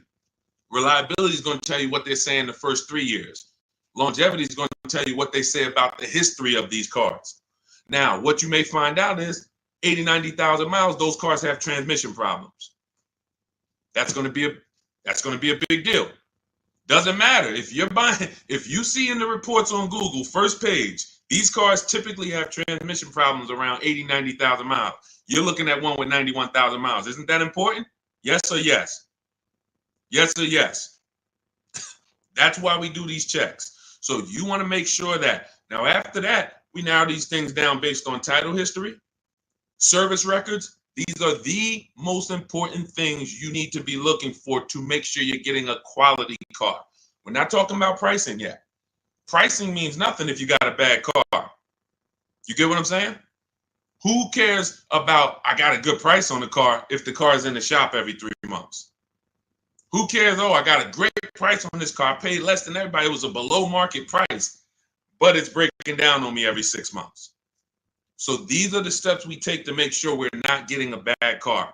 longevity check, initial quality check on Google, and then we're narrowing our search down. These cars better have great title histories. We don't want rebuilt titles, salvage titles, frame damage titles. Now we move into service records. That's why we only do Carfax.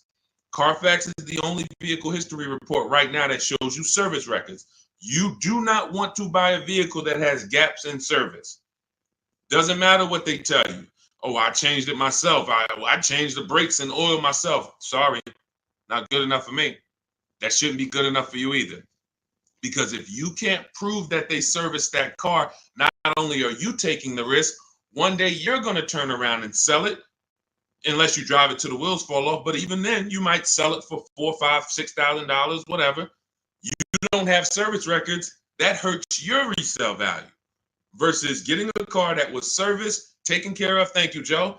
Now you get it, you service it, take care of it. Now 7, 8, 10 years later, you're selling it to the third or fourth owner, and they can see service records from the moment the vehicle was bought. So these are the things, and this is everything I'm teaching is inside my new digital book. Some of you have Googled it. It's called Cars from Home. 7 Steps to Saving Time, Money, and Avoiding Dealerships. It's 5-star rated all over Goodreads. Thank you to everyone who's written a review about it or rated it. So you can see it. You can get your copy of the book for 75% off. That's my welcome offer. That's my book launch offer. 75% off for 30 minutes. You go to my TikTok bio, click the picture of me, go to my Instagram bio. You'll see a website. Get your 75% off, get your book, and then come back to the show.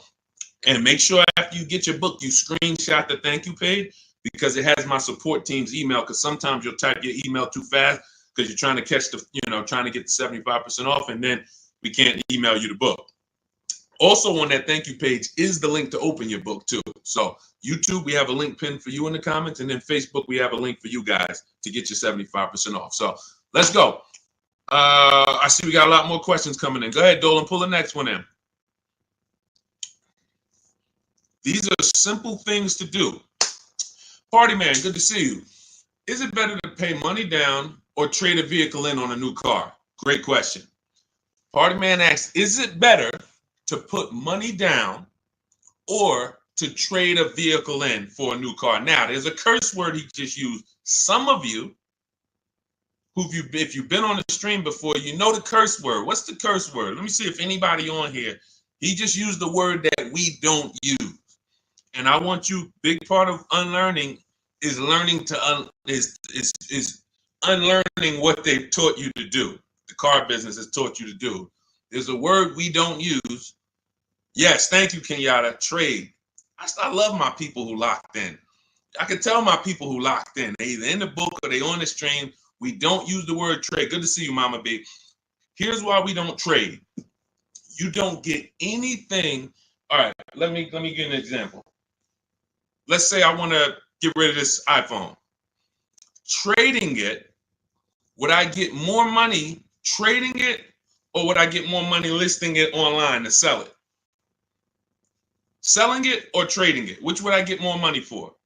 I want to type in the comments. And some of you who are new to the stream, you got to stay by your keyboard because we're active here. You don't accidentally save $5,000, $6,000, $10,000 on cars. You got to be locked in. So dialogue. Thank you. Sell. Thank you, Mama B. Thank you, Party Man. Thank you, Stephen. See, so that is a basic premise that you now know. Now, what they told us in the past is if we wanted to sell our cars instead of trade them, we had to sell them privately. Facebook Marketplace, we had to let people come through, strange people, they're in our cars. Hey, hey, you mind if I drive this on the highway? All of this stuff. We don't want that. Now there are big companies that cut checks on the spot. CarMax. In my book, I teach you how to do something called the equity assessment. This is one of the most important things you have to learn about separating your transactions, which is I'm not going to buy a car from the same person who buys my car because we're bidding this out. So anyway, it's called the equity assessment. There's 6 companies that we get bids from. Takes us 20 minutes. They are CarMax, Driveway, Carvana. Open your notepad so you know this. If you're trying to keep notes, this is where you want to make sure you're jotting this stuff down. These are all thousands of dollars Somebody who was going to go trade their car into the dealership and the dealership was going to give them $13,000, you're going to do the equity assessment and you're going to get $16,000. But you got to lock in. CarMax, Driveway, Kelly's Blue Book Instant Cash Offer, Carvana, and AutoNation. So Driveway, Carvana, CarMax, Kelly's Blue Book Instant Cash Offer, AutoNation, and Car Gurus. Thank you, Car Gurus. That's 6 offers. This is the only way you want to get offers on your car, because once you get those offers, these are bidders. These are people who they're fighting like tooth and nail to buy cars. That's how you separate your transaction, because when you trade, what you're doing is you're letting the dealer already has, let's say this is the car you're buying. This is the car you're buying. This is your trade-in. There's wiggle room in both of these. Car you're buying, it might have $5-6 grand of wiggle room. Car you're trying to sell or trade, maybe they offer you 12, but they know that they could really pay you 14, but they're going to start out at 12. So they got $2,000 over here, 14 over here. Not to mention that another buyer, their best offer might be, all right, we could only pay 14 for this car. Carvana might say we could pay 16 for it. So one dealer's best offer may not necessarily be CarMax's best offer or Carvana's best offer. This is why we separate these. We don't want people mixing our money. Then you have to fight and try to, am I getting the most for your trade? So here's what I tell you. And the down payment is a separate thing. Here's what here's what everybody needs to know about down payments. I want you to understand this. The only purpose for a down payment is to lower your monthly payment. It's not to get you a deal. What's up, EJ? Good to see you. What's up, Keith Wyman? Good to see you. It's not to get you a deal. A down payment, we can't, unfortunately, most people, you guys know, I'm the bad news first person. Welcome to the first time people. You're going to understand. Deshone is the person who gives us the bad news first, because if he doesn't give us the bad news, we're going to think we're doing okay, and we're just going to mosey on and keep doing what we've been doing. I have to give you the bad news of how much money you've lost by not selling your cars to companies by trading them. I have to give you the bad news of how much money you've lost by not understanding leasing. I have to give you the bad news of how much money you've lost by not getting banks to bid for your loan instead of just giving the dealer the loan. I got to give you the bad news first, but I don't leave you there. I give you the new strategy. I give you the new way to do it. So when it comes to down payments, you most likely go in and say, man, if I could get my car payment to where I want it at, I think I got a deal. Now, if somebody offers you a car for $30,000, but it's only worth $28,000, but you paid $30,000 for it, but you didn't have to do any money down, was that a deal? I'm going to let you buy this car for $30,000. You could have got it somewhere else for $28,000, but I'm going to sell it to you for $30,000, but no money down. Is that a deal? No or no? So you need to know you have a deal before you have a down payment. Watch this. I'm going to shock you even more. Down payment has nothing, the deal has nothing to do with your down payment.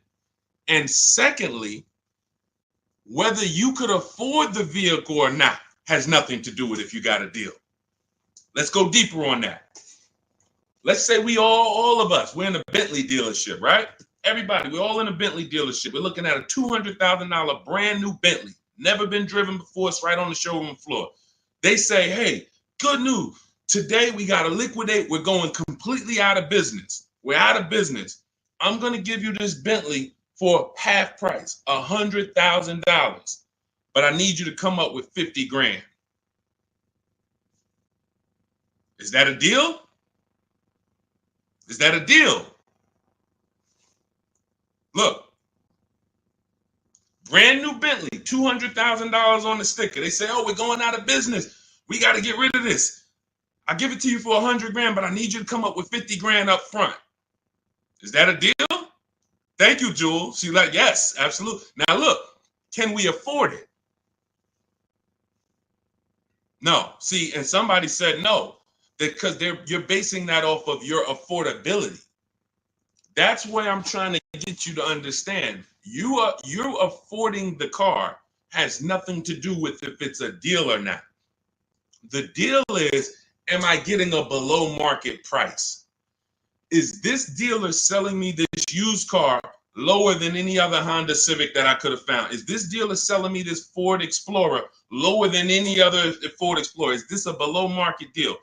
Doesn't have anything to do with down payment. Down payment is just, all right, I'm going to get a loan and I want my payment to be a certain place.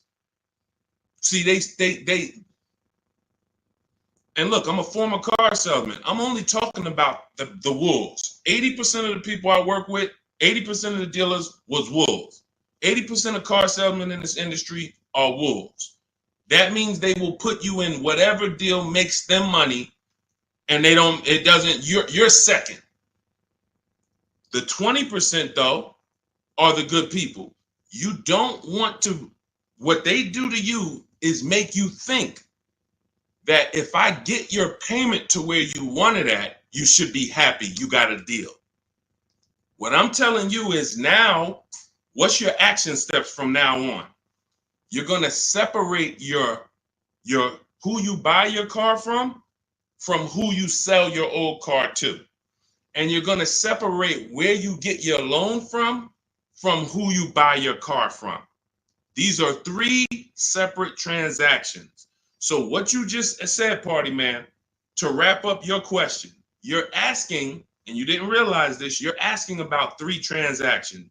You say, is it better to put money down or trade in a vehicle? Money down, that's between you and your bank. That's between you and who you're getting your loan from. You and the credit union who's giving you the loan. Hey, I found this car over here. They're selling me this car at a great price. I already made sure of it. I shop competitors. I use what Deshone teaches. I got 5 offers. I saw a lot of options. That car is a great price. Boom. Now, let me go get my loan. Car dealers, credit unions, banks. Hey, I want to buy this car over here. It's $29,000. Here's the sheet. Here's the buyer's order. All the details. What do you need? What's your rate? Now you can go to credit union. What's your rate? Bank of America. What's your rate? Hey, Wells Fargo. What's your rate? Navy Federal. What's your rate? Okay. Bank of America, you're the best. Now, what's my payment on that car? Well, right now your payment's going to be about $609 at that price, financing it with no money down. All right, I think I want my payment to be around $500. How much do I have to put down? Well, you're going to have to put down about $6,000. You're working this out with the bank, not with the dealership. If you're working out your payment with the dealership, they control your loan and the car they're selling you. Type $signs if you get that. Anytime you are working out your monthly payment to purchase a new car or a used car, and the dealership is giving you your payments, you have let them they are controlling not just the car they're selling you, they're controlling your loan. We don't do that anymore. Find your car, get your loan, sell your car to CarMax, Driveway, Carvana, or one of these people. We've had hundreds of people do this. And this is how you maximize your equity. And this is how you make sure you're getting the best price. We don't mix these. Great question, David. He said, what about hard inquiries? In my book, I teach something called the bank bidding war. Now, what you've been taught, don't let a bunch of people run your credit.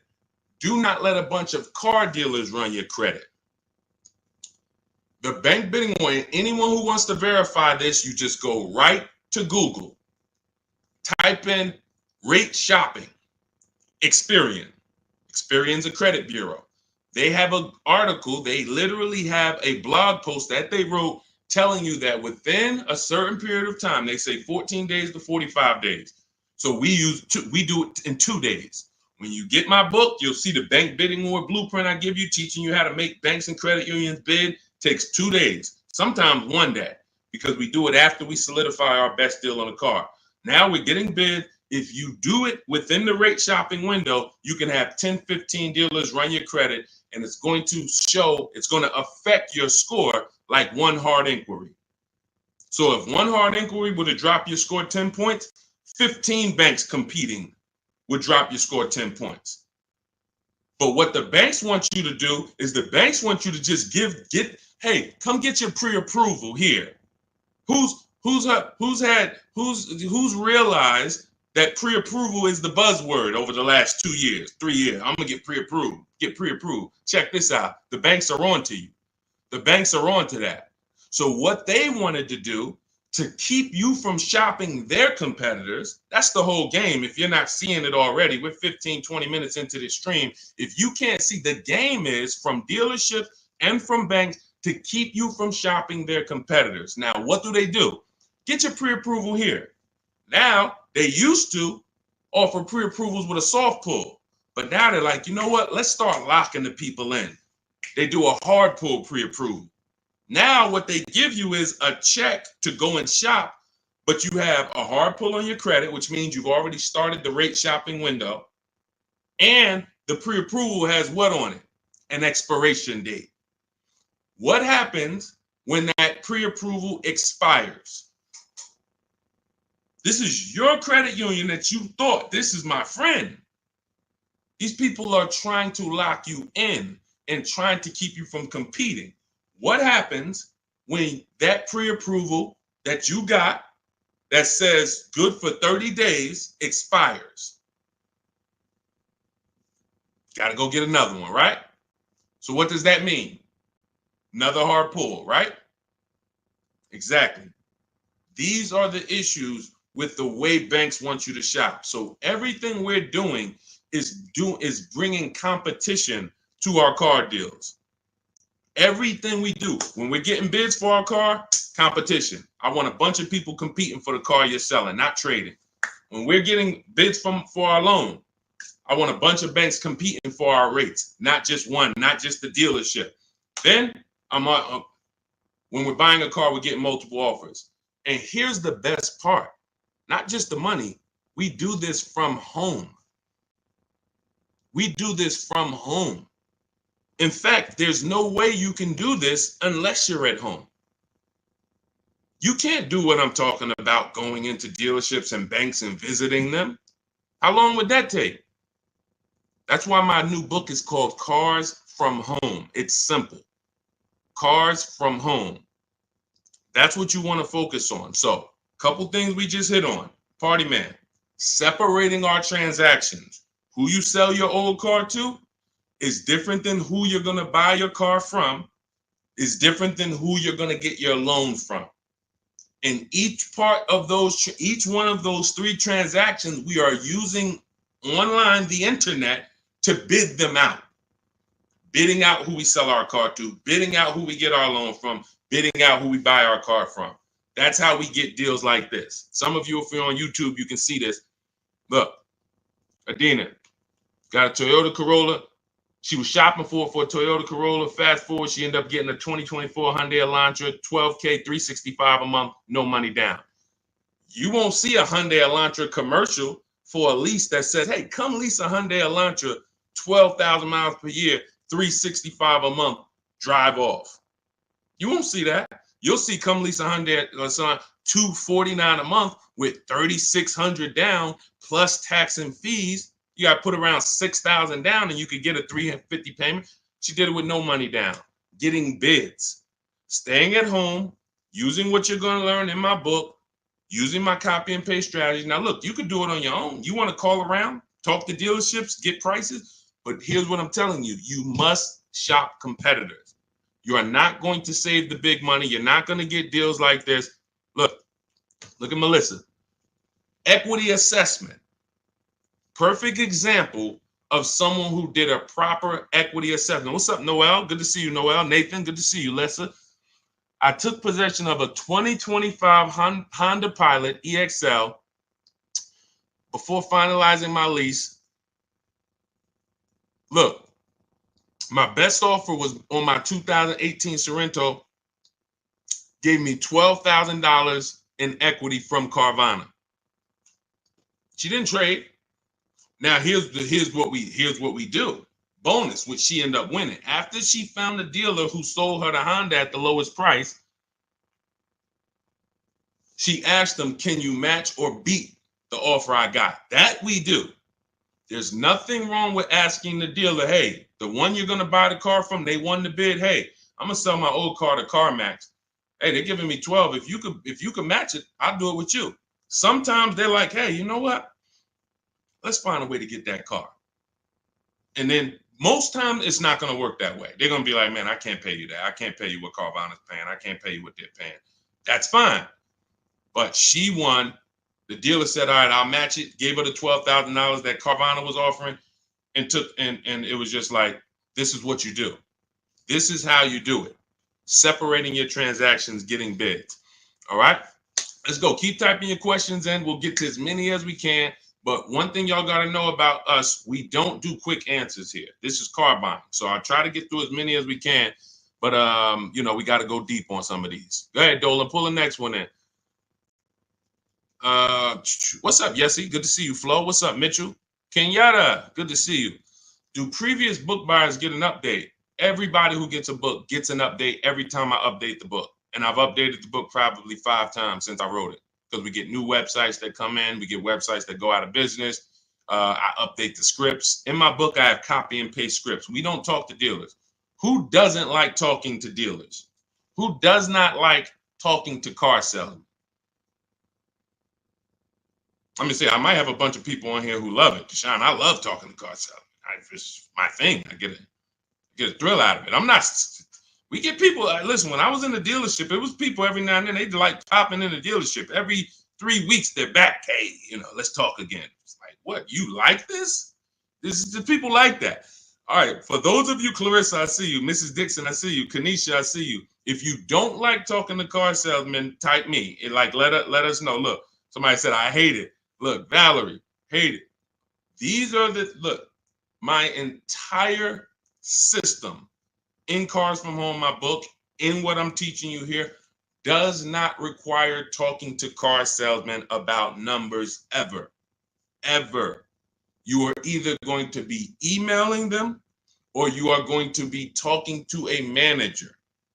The only time we are talking to car salesmen is when we are there for our test drive. And even in my book, I teach you how to properly schedule a test drive so that you don't get the worst car salesman. Who's ever had a salesman that they talk to on the phone? "Hey, I'm coming to drive a Toyota Camry, the XLE. You got one?" "Yeah, yeah." You got the wrong dude. No professional says boss. I'm just telling you. I know this. I know these. I know this industry. If you get a dude like, "Yeah, boss, I got you," wrong dude. In my book, I find out, schedule it with him. And some of you know, they're laughing because you know I'm right. Very hard to get great service from a guy who calls you boss. Female, like, "Yeah, man, I'm guy calling me boss. I'm a woman." It doesn't matter. You don't call anyone boss. My name is this. So anyway, when you schedule your test drive with someone who's reliable and dependable, you get there, car's ready. What do you mean? We don't talk numbers there? Never. I'm shopping. In my book, you learn something called shopping, not buying. We don't mix those. You've been taught. See, you go out, "Hey, I'm shopping," deciding what you want. I'm looking at options. I'm test driving. I'm exploring. This is what shopping is. Deciding, "Oh, I want to look at the colors." Okay, all right, I'm going to drive the Chevy. Then I'm going to go over shoot the Honda. All right, I'm going to see which one I like better. Since I'm about to make a decision, some of you more. Hey, I'm going to take the time and look at the product, considering that all of these companies are trying to sell me a car. Let me at least go explore it. That's shopping. Buying is different. Buying is I've decided what I want. Now let me get offers. Now let me get my best price. The process for us for buying is 90 minutes. Online, used cars, everything we teach you in Cars from Home, everything you're going to learn in any of my videos is about a 90-minute process. We are not doing the things that take time. We're not in dealers. You never saw me make a video and say, well, after you've been at the dealership for your 6 hours, this is what you do. You get up and walk away and tell them, hey, you guys are wasting my time. Get up and walk. And you will never hear me say that because I don't do that. All of my cars, I've had 6 leases, probably 4 cars I bought in my adult life. The last 4 of them have been from my house. Because that's where your leverage is. Your control, your ability to make dealers bid is all from your home. That's where the control is. The minute you step into a dealer and you start talking numbers, you could be talking to an 80% dealer. Doesn't matter how much you negotiate, they're not going below a certain price. That's why everything we teach is the Cars from Home mindset. And the way you're going to win, you got to unlearn the old way. That's why I represent this brand. First thing you got to do if you're going to win with me is you got to unlearn. You got to unlearn. Everything they taught you about car buying, leave that at the door. Trust us, and you'll get the results. Go ahead, Dolan. But yeah, everyone who gets the book gets free updates. Anything new that happens, I just update it. As soon as you open a new file, you'll see, oh, this is a new book. Oh, this website's going. Oh, this website's added. Okay, first-time viewer, welcome. Good to see you. Is leasing a car a bad idea? Pros and cons. Oh, great question. Who's interested in finally, once and for all, knowing when you should lease and when you should buy? Type me. This is a great question. He said, first-time viewer, is leasing a car a bad idea? Pros or cons? Who's heard? Okay, I see a lot of you. Who's heard leasing? First of all, everybody, because this is about to get very deep. Can y'all keep tapping the screen on TikTok? Keep running the likes up. This is a big deal. Most of you have been taught, because I know I was in the dealership 14 years. I know you were taught never lease cars. In fact, you got big influencers that got big voices that say never lease a car. Everybody on Instagram, everybody on Facebook who shares, could you hit that paper plane or hit that arrow and share this with your friend? Because your friend is about to actually go and make a bad decision. You don't even know. I didn't even know you was buying a car. Well, listen, did you follow this guy, Deshone? He talks all of this stuff. Well, you didn't share him with me. I didn't know about him. Now look, this is what I'm paying. So share this with your best friend. Hit the share button because we're gonna go deep on this. So this is step 1. Step 1 in the car buying process is deciding whether you're gonna lease or buy. I see y'all running the likes up. Shout out to everybody tapping the screen. Appreciate you. Step 1, before you think about trading your car, selling your car, before you think about what car you're going to buy, before you go test drive, step 1 is, am I going to lease this car or buy this car? Why is this so important? All right, let me use something better than this. Oh, we can use this. Now, what you're looking at is what I want you to picture every time you think about buying a car. This is the unseen expense. It's called depreciation. If you buy a car today for $40,000, you don't drive it 1 mile, just park it right outside your house. Park it right outside your house for 1 year. Come back a year later. Is the car worth $40,000? Pay attention. I'm talking to the people that's locked in. Listen, you distracted. You trying to get car advice that's going to save you thousands of dollars, and then on your other tongue you watching, Dog the Bounty Hunter on the other screen. You're not going to win. I'm talking to the people that's locked in. So you bought the car. You did not drive it 1 mile. Come back a year later. Everybody said no. You lost money. You lost money. It lost money. This is the unseen expense. The first step to understanding leasing is to understand this, depreciation. Let's go deeper. You buy the car for 40, drive it 12,000 miles. Is it worth less than if you drove it no miles? Worth less, right? Bought it for 40, drove it 20,000 miles. Worth even less, right? This is the depreciation curve. One of the biggest myths you'll hear people say about leasing is, I don't want to lease because I don't want to pay for the mileage. What you just learned in the last 20 seconds is, whether you lease or buy, you pay for the mileage, correct? From now on, this is step one. This is why you cannot get, and I want to be clear here, you cannot get a great deal if you buy a car, but you should have leased. You cannot get a great deal. And I'm going to explain that. Before we wrap, I'm going to wrap with that and showing you why. I don't care how much they sold you the car for, how much discount you got. If you should have leased, but you purchased, you cannot get a good deal. Your deal structure is wrong. You built the house on the wrong foundation. So now, who has a car in their driveway that they've had more than 8 years? I want you to type the number of years you've had the car into the chat. Only if you had it more than 8 years, not 5, not 4, more than 8 years. All right, Miss Dixon, just got my book. You use it. Congratulations. Use it. Way to go. Now, anyone who's had a car more than 8 years, type the number of years you've had the vehicle in your driveway. Okay, 19. I see you, Antonio. Serafina, I see you. 11. Valerie, I see you. 11. Okay, Miss Bells, I see you. 14. Nicole, I see you. 12. Okay, so all of you who had this, your depreciation curve, watch this. It looks like this. It looks like this. See, when you first get your car, you're losing value by the thousands. Every year you're losing thousands.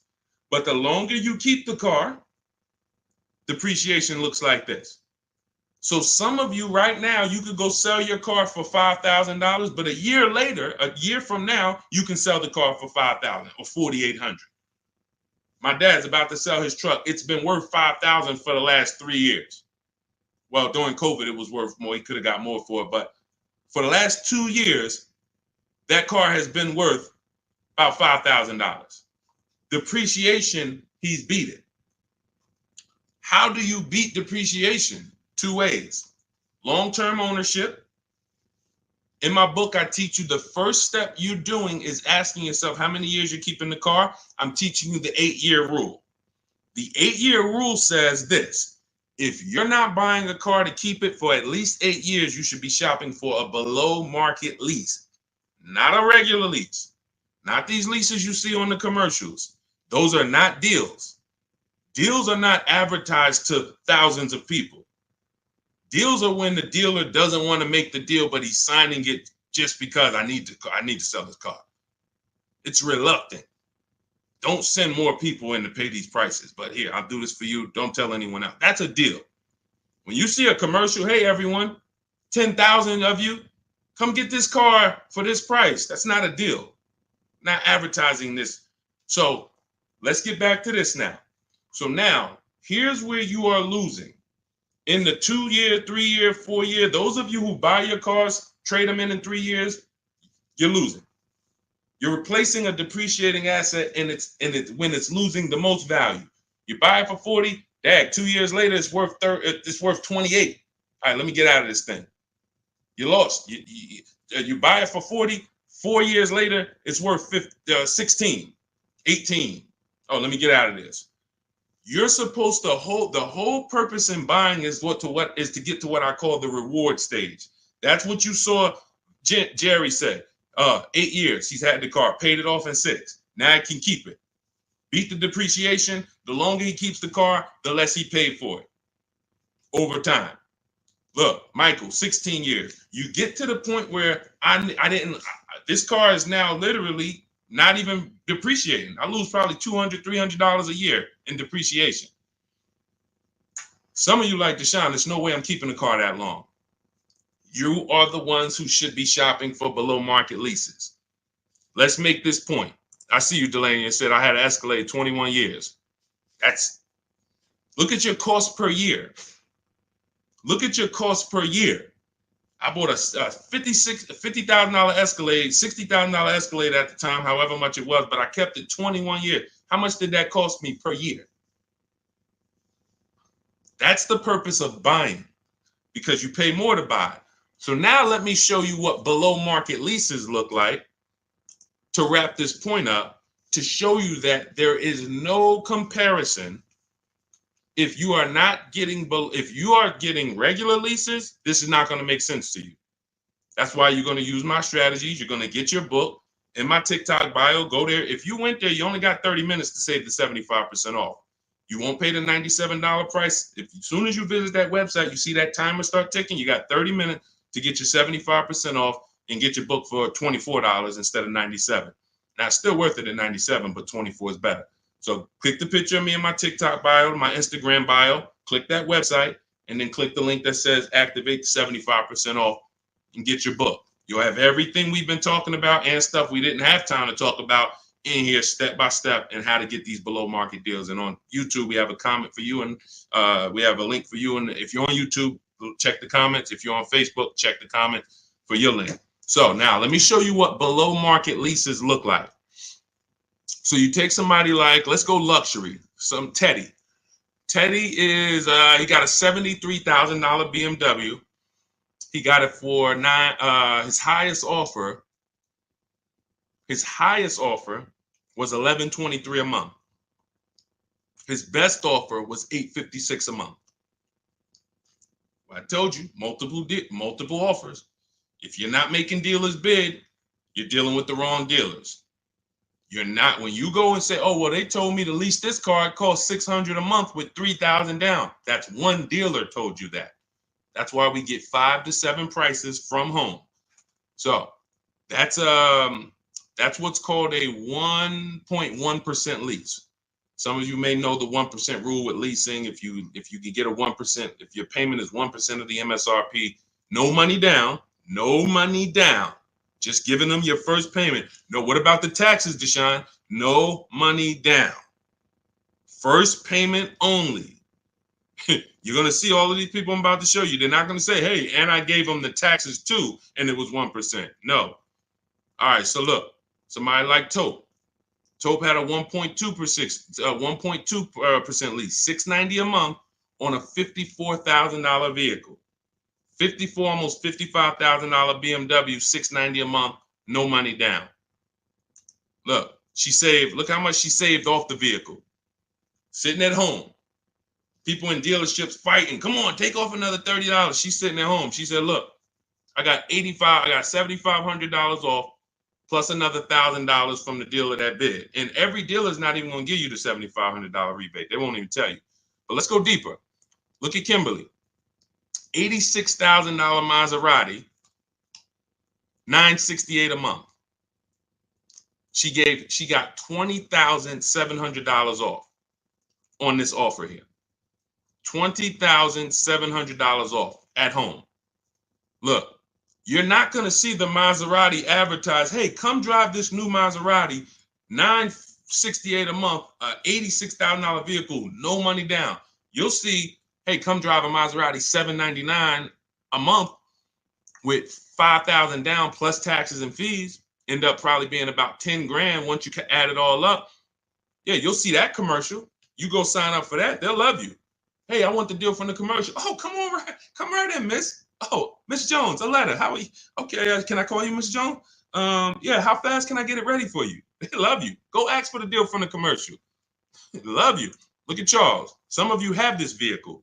Hyundai Palisade, $48,000 vehicle, almost $49,000, $597 a month.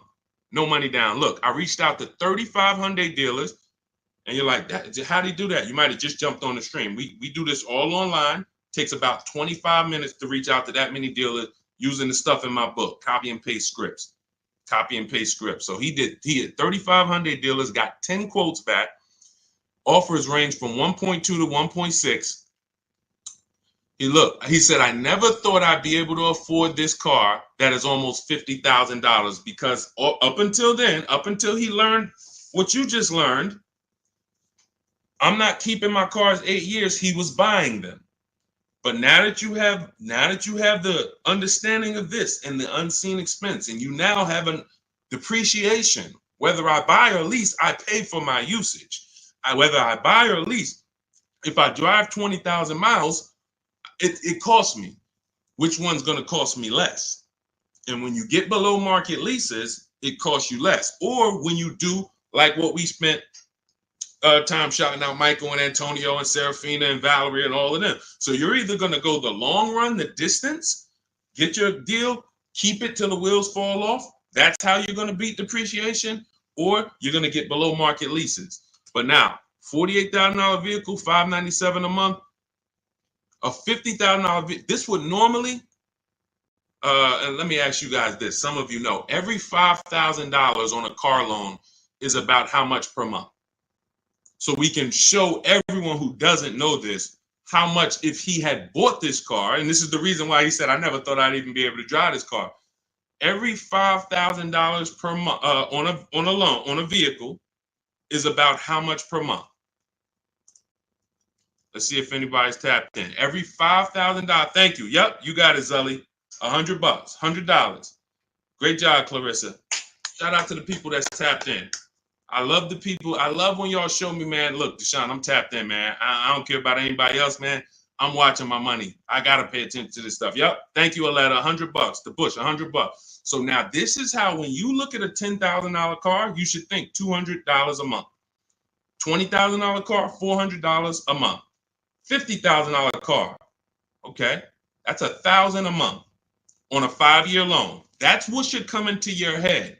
That doesn't mean, hey, I might be able to get 5,000 off of it. I might be able to get 8,000 off of it with my best deal. I might be able to get 10,000 off. That has nothing to do with it. I'm talking about just when you look at the car and you say, okay, around about how much is that going to cost me? 50,000, that's about 1,000 a month. 5-year loan.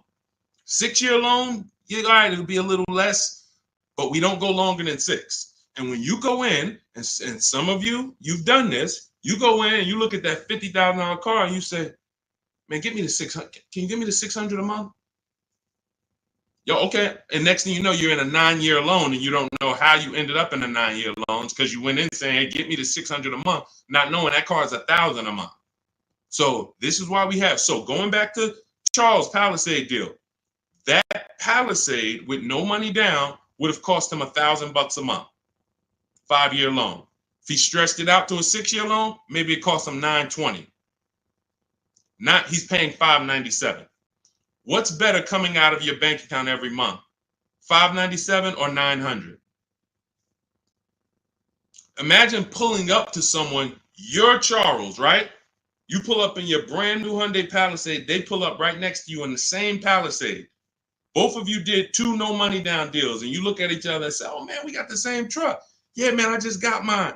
Oh man, how much you paying? Yeah, man, I know this expensive. You know it. You know this expensive, man. Yeah, I'm right about. I'm close to 1,000 on it, but I no money down though. No money down. How much you paying? Oh no, I'm paying $597 for this. Oh, you had to put a lot of money down. No, I didn't put no money down. Wait, how you get that? Oh, I leased this. I drive it for 3 years. Give them it back. Go get something else. Oh, see, but see. You know, after 6 years, I'm gonna own this. And man, I gotta laugh because this is I gotta laugh to not cry about this. This is what people do. This is what I'm trying to get people to understand about leasing. All these people that told y'all don't lease, they cost y'all money. They got y'all driving these older cars or these cars that are super expensive because you just thought, man, I had to buy the whole car. You done put 10 grand down, 15 grand down. And you're like, man, all right. And here's the thing. It wouldn't be bad if you were keeping the car 8 years. Because after a while, you get to this point, you kept the car, the depreciation cools off. You're like, okay, I kept the car long enough. Let me go and sell it and let me get something else. 8 years is the minimum. But the problem is when people pay those, that dude is like, yo, I'm paying $1,000 a month to drive this Palisade. Okay, but I'm gonna own it after 6 years. But then about year 4, what happens? What happens when he has it about 4 years? About 4 years. Look, the warranty done expired. Now something done went off on the thing. This is not people who are what we call keepers. These aren't people like Valerie and like the people we shouted out.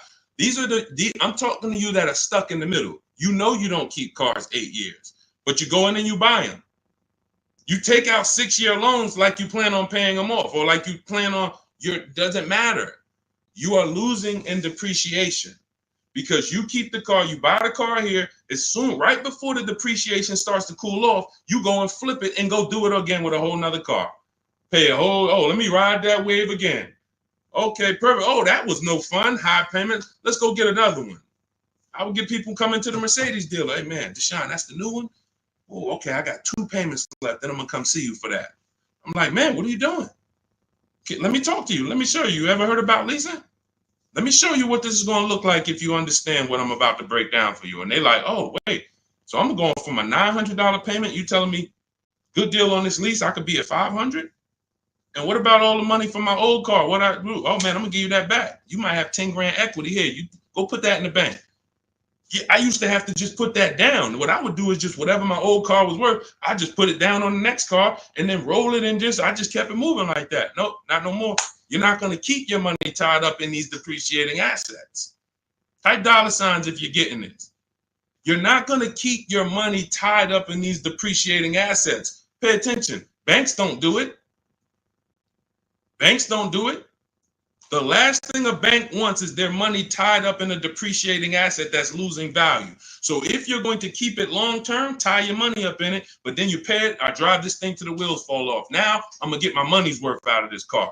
But if that's not your goal, you should be shopping for below market leases, paying cents on the dollar, like Charles, like Zafrina, like all of these people who are driving brand new cars that would normally be $600, $700, $800 more, $200, $300 more than what they're paying. Look at Rosalie. Just got a 2024 Infiniti Lux, $60,000 vehicle. Look what she's paying. $592 a month. $592 a month. It's a $60,000 car. $60,000 car, $1,200 a month. Somebody walks in and says, hey, how much that costs? No money down. Man, that's about $1,200. She's paying $597 because her deal is structured right. Leasing versus buying is and look, you add the mileage, Michael. Let me give you an example of somebody, because that was a great question. That's always the next question. Or what about the mileage? The worst thing to do is to add, and look, all of this is inside my new digital book. There's a reason it's 5-star rated. Google it. Cars from Home. 7 steps to saving time, money, and avoiding dealerships. Look at all the 5-star ratings. Read the reviews. There's a reason that book's 5 stars, because it's step-by-step on getting below market leases, buying, used cars, everything we've been talking about. If you're like, Deshone, I don't want to remember all of this, get the blueprint. You get there, go to my TikTok bio, get your 75% off. Go to my Instagram bio, click the link, get your 75% off the book. You got the blueprint forever to use every single car deal. You're on Facebook, click the link below, get your book for 75% off. YouTube, get the book for 75% off. Here's an example of how we choose our mileage wisely. This is in step 3. It's deal structure. Look, Jen she leases a $40,000 Honda CR-V hybrid. It would be $800 a month to buy, no money down. She gets her best offer is $512. She gets all the bids from home, $512 a month. Now she says, okay, that's for 12,000 miles per year. I want to go up to 18. After we get our best offer, that's when we go to the dealer, or we email the dealer who sent us the best offer. Hey, congrats, you beat everybody. Can you show me what it is for 18,000 miles per year? Can you show me what it is for 20,000 miles per year? She bumped her payment up. They said, okay, Jen, if you go from 12 to 18, you go from $512 a month to $563 a month. She said, done deal. $40 more, $45 more. I get to drive as much as I need to drive for $45 more per month, instead of me taking 12 like some people do. Oh, Deshone, I'm 7,000 miles over on my lease mileage. What should I do? Why did you take a 12,000 mile a year lease? You know you don't drive 12. To save $40? Now what's going to happen is you go over by 7,000 miles and you're taxed 25 cents per mile. It's going to cost you way more than you would have spent just getting it up front. Part of having a great lease experience is choosing your mileage wisely. We take that very seriously. We don't mess around and we don't do that. And because some people blame the lease, man, I'm not leasing again, man. I leased and I just got all these penalties for the miles. You chose the mileage. You picked the mileage. Don't blame the lease. The lease is an inanimate object.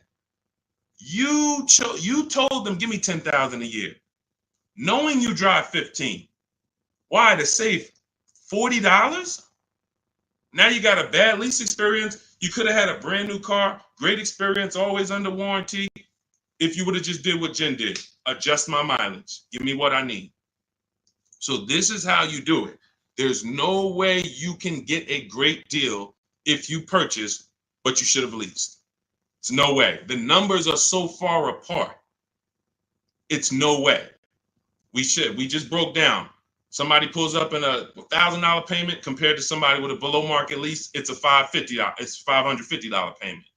We are so far apart. It's going to take you years to catch up to me because I'm saving $400 a month less than you.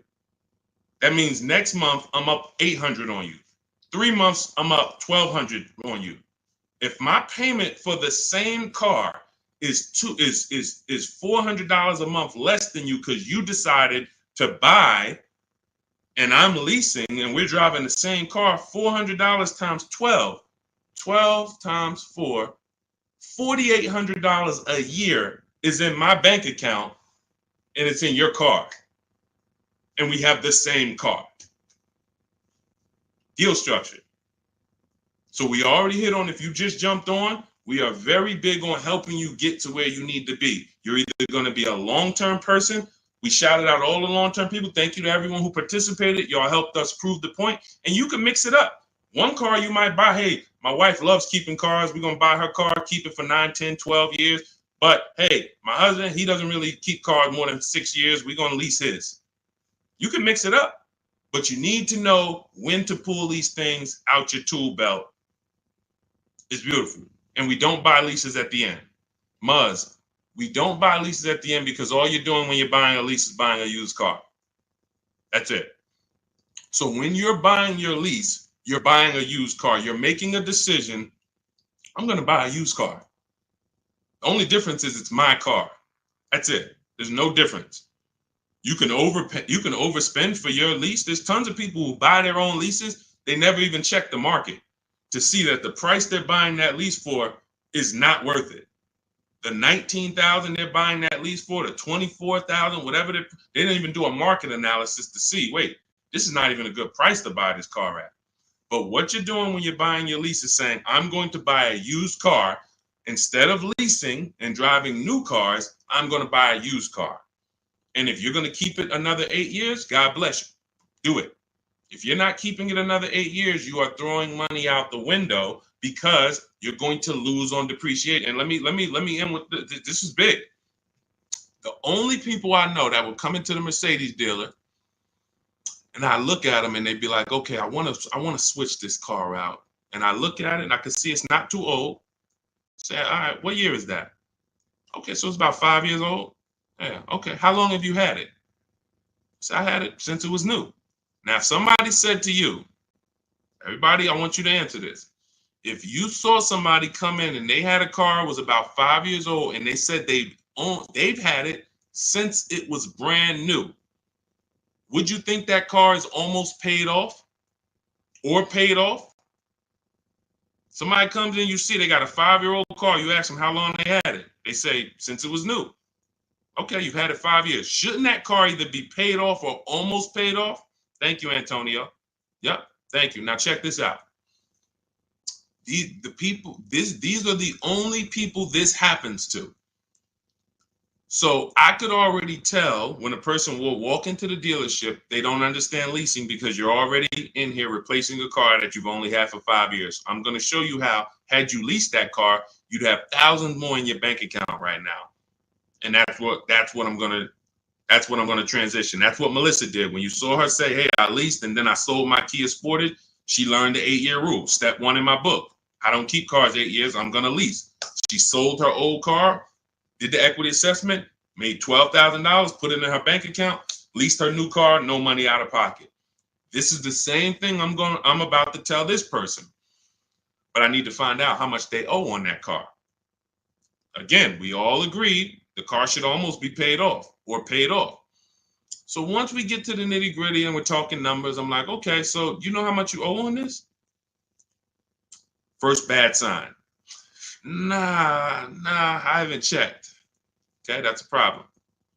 But it also could be a good problem. It could be, hey, I haven't checked. I've just been paying it, man. I might owe like another $5,000. Okay, no problem. We'll call the bank. We'll see. I have the used car manager look at the car. I'm like, okay, I'm going to tell this person about leasing because they obviously, I asked them, they're not going to keep the next car more than 8 years. They're going to do the same thing. Perfect. We ought to plan, make the customer happy. They're going to love it. They're going to love the low payment. They're going to get the car they want, hundreds less than they thought. This is going to be great. Big check coming back to them. Beautiful. Used car manager says, all right, that car is probably worth about 18. Perfect. I go back to the customer. He doesn't know what he are. Calls the bank. Hey, yeah, I'm calling for Mr. Johnson here. I need the payoff on his 2019 whatever. Okay, yes, the payoff is $19,100. 19,000? What do you mean? I said, look, Mr. Johnson, they're saying you owe 19,000 still on this. Oh yeah, I told you I hadn't checked. Hold on. Didn't you tell me you bought this? You bought this new? You had it since it was new? You've had it 5 years? Yeah. Oh, but you know what? I had leased it for 3 years and then I bought it at the end of the lease.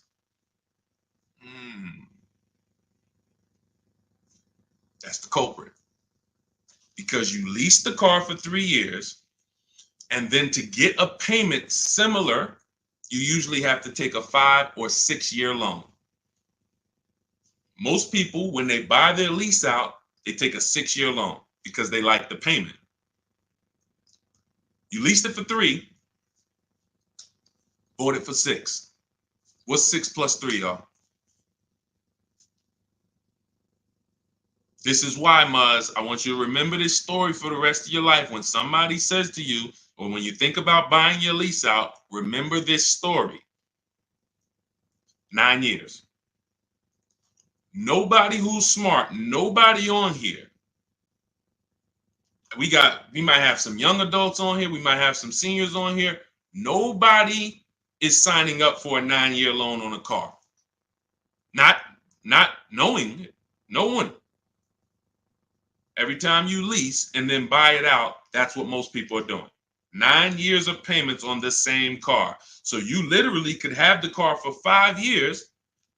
We call the bank to see how much you owe. You still have 4 years of payments left on the same exact car. That's why it's one of the worst things to do. And you're not even happy about it because it's like, oh man, I've had this car for a while, man. That's why buying your lease out, hey man, I was just trying to ride the market out. I wasn't ready to shop, so I just bought the lease out. Bad idea. Bad idea. It's just a bad idea. You could stroke a check for it? Possibly. But I would always shop for a new lease because, again, like I started the story with, when you buy your lease, you're going from a lease, driving new cars. If you're getting below market deals, like you're going to learn in my book, you're driving it for cents on the dollar, and then you're switching to a used car purchase. These are two totally different mindsets. Yep, you lease new cars, Marty. Two totally different mindsets. Buying a used car, you should be somebody like the people we shouted out earlier, the keepers. 8 years, 10 years, 12 years. You should be perfectly fine with maintaining a car. If something breaks on it, I'm going to put money into it. I want to keep this thing. That's buying a used car. Buying a lease is like, hey, I don't want to do none of that. That's buying that. I mean, leasing, I don't want to do any of that. I want to drive new cars, always under warranty. The key is learning how to get below market leases. You can't walk into a dealership and just get a lease. We talked about that earlier. So that is the deal. Leasing is for people who do not keep their cars more than 8 years. Buying is for people who keep their cars more than 8 years. It's no in between. The people in between, you lose everything. You buy your cars, take out 6-year loans, trade them in. Losing. Never forget this again. Buy your cars, 5 years, trade them in. You're on a roller coaster to hell. Depreciation, killing you. You're never happy with what your car is worth. Man, I put all this money in, that's all y'all giving me? Depreciation. You buy your leases out. You're stuck in the middle. So get to one side or the other. And you must do this first, because as I said, if you buy, but you should have leased, you lost. That's why in step 1 of my book, there's 7 steps. Step 7 is delivery. So some of you who have my book, you should not be at step 7, and I'm about to congratulate you, and you have not done the steps to get to delivery. That book is meant to walk you from home to your delivery of your below market deal. Step 1 is the most important question. How many years are you keeping the next car? What we're saying, AKA, how are we going to beat depreciation? If you said, Deshone, 10 years. All right, we're going to beat depreciation with long-term ownership. Deshone, 3 years. All right, we're going to beat depreciation with a short-term, with a below-market lease. The depreciation question is the first question because we're buying a depreciating asset. There's nothing more important than that. Deal on the right foundation. Some of you who are about to start leasing was like, Deshone, man, I was taught for years, never lease. 20, 30 years, never lease. You're going to make some of your best deals and be your most happy because you should have been leasing 15 years ago, but you listened to bad advice that they never broke down numbers. They never talked about depreciation. They never showed you anything. And they just said, never lease. It's like renting. And you believed it. So it's partially your fault. You believed it. You didn't verify. But there was no one to break down the numbers. I love math, and I've done thousands of transactions. I love breaking down the numbers to show you. All of you who are on here can see. You saw all of those below market lease deals. Buying those cars are nowhere close. Even if you bought a pre-owned version, nowhere close to what these people are paying. So that is the key. All right. All of this is in my blueprint. All of this is in my new book. Some of you like, you're like, I don't want to remember all this. It's no way you're going to remember. I'm going to remember all of this, Deshone. Everything is in my new book, step by step. It's a digital book. You can get your copy for 75% off. It's part of our welcome offer. In my TikTok bio, click that picture of me. You'll see a website, and you click the button that says get your book for 75% off. If you're on Instagram, click the picture of me, click the website, and then get your book for 75% off. If you're on YouTube, look in the comments. I have a 75% off link for you there. If you're on Facebook, look in the comments. I have a 75% off link for you. That link is only good for 30 minutes. So if you went there 45 minutes ago when we started, an hour ago when we started the stream, you missed it.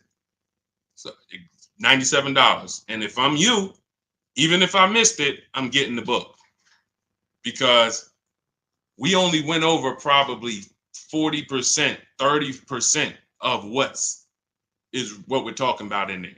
Squeaky Clean, good to see you. Guy, I purchased the book. Listen, use it. Congratulations. Send me your stories. Send me your emails. I want you guys DMing me. I want you DMing me, Deshone. Check this deal out. I want you seeing, look, if those of you on Instagram and YouTube, you can see this. I want you sending me not just your cars, your numbers. Look, everybody who taps in, look, American Senior Benefits. I wanted to share my experience. Purchased my car 2 days after using the system. Now, those of you who want to shop with me, I do shop with people all around the country. It's an advanced thing. That's in my bio too. So I don't care how you get it. Some of you are like, Deshone, give me the blueprint. I can follow it. Everything's in there step by step. Some of you like, hey, Deshone, can we do this together? Perfect. You'll see both buttons in my bio. Doesn't matter how you want it. But he says, look, the first day I sent out the template, what I received about 7 offers. Day 2, I emailed for my numbers, took the best offer, put them into the calculator. I have a calculator I invented that you get access to in the book.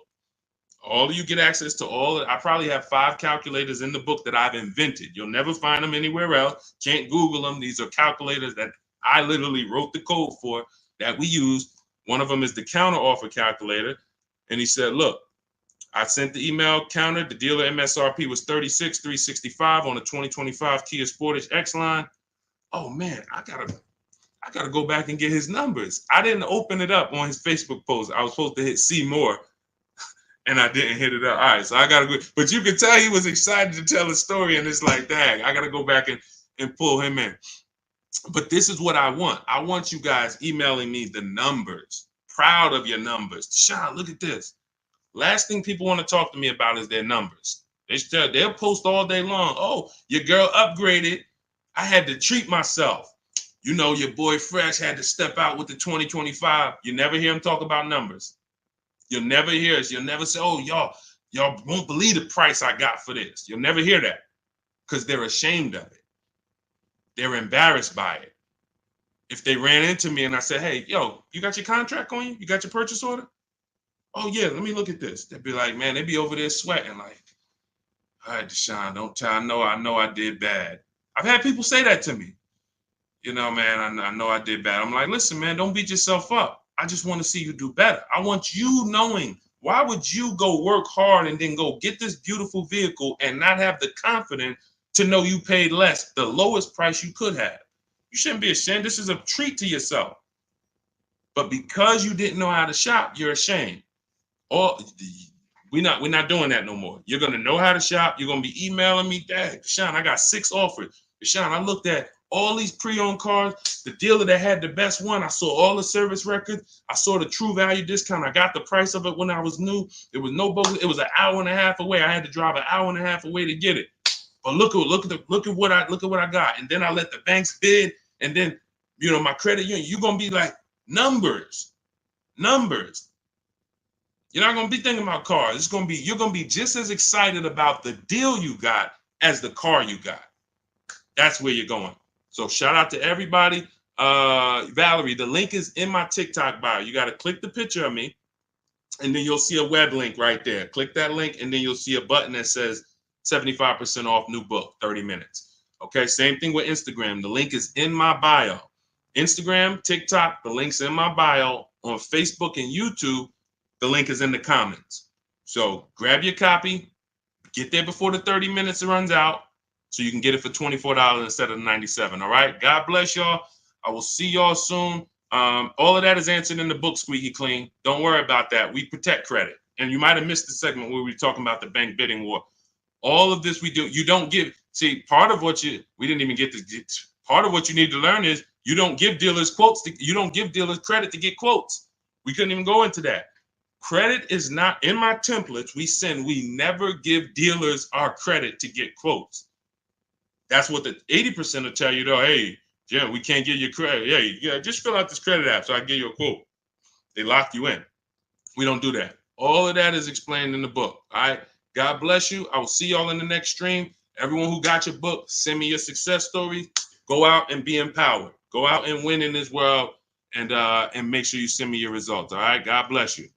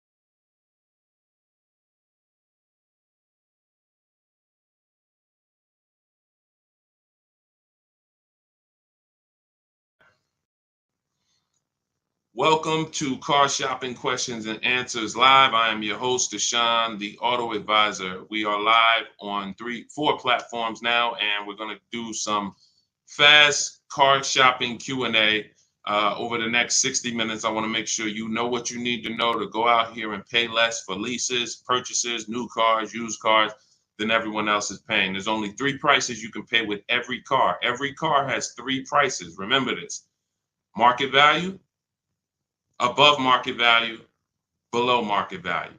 Every car has 3 prices. Above market value is reserved for people who can't negotiate at all. Market value is reserved for the negotiators. And then below market value is reserved for the people who put dealers against each other and create competition so that they can see the entire market. Below market deals do not come from negotiators. You cannot get a below market deal negotiating. So, and you can't know you got a below market deal negotiating. You must get dealers against each other. And that's what we do here. That's what Cars from Home is about. So start typing your questions. Who's car shopping now, or you will be over the next 12 months? Type me in the comments. Let me know if you are car shopping right now, or you will be over the next 6 months. Type me in the comments. I want you guys typing your questions, and we'll bring the first question into the show in about 10 seconds. All right. Shout out to the people who are, if you're car shopping now, let me know. All right, Dolan, I see we got our first couple questions. Let's get the show on the road.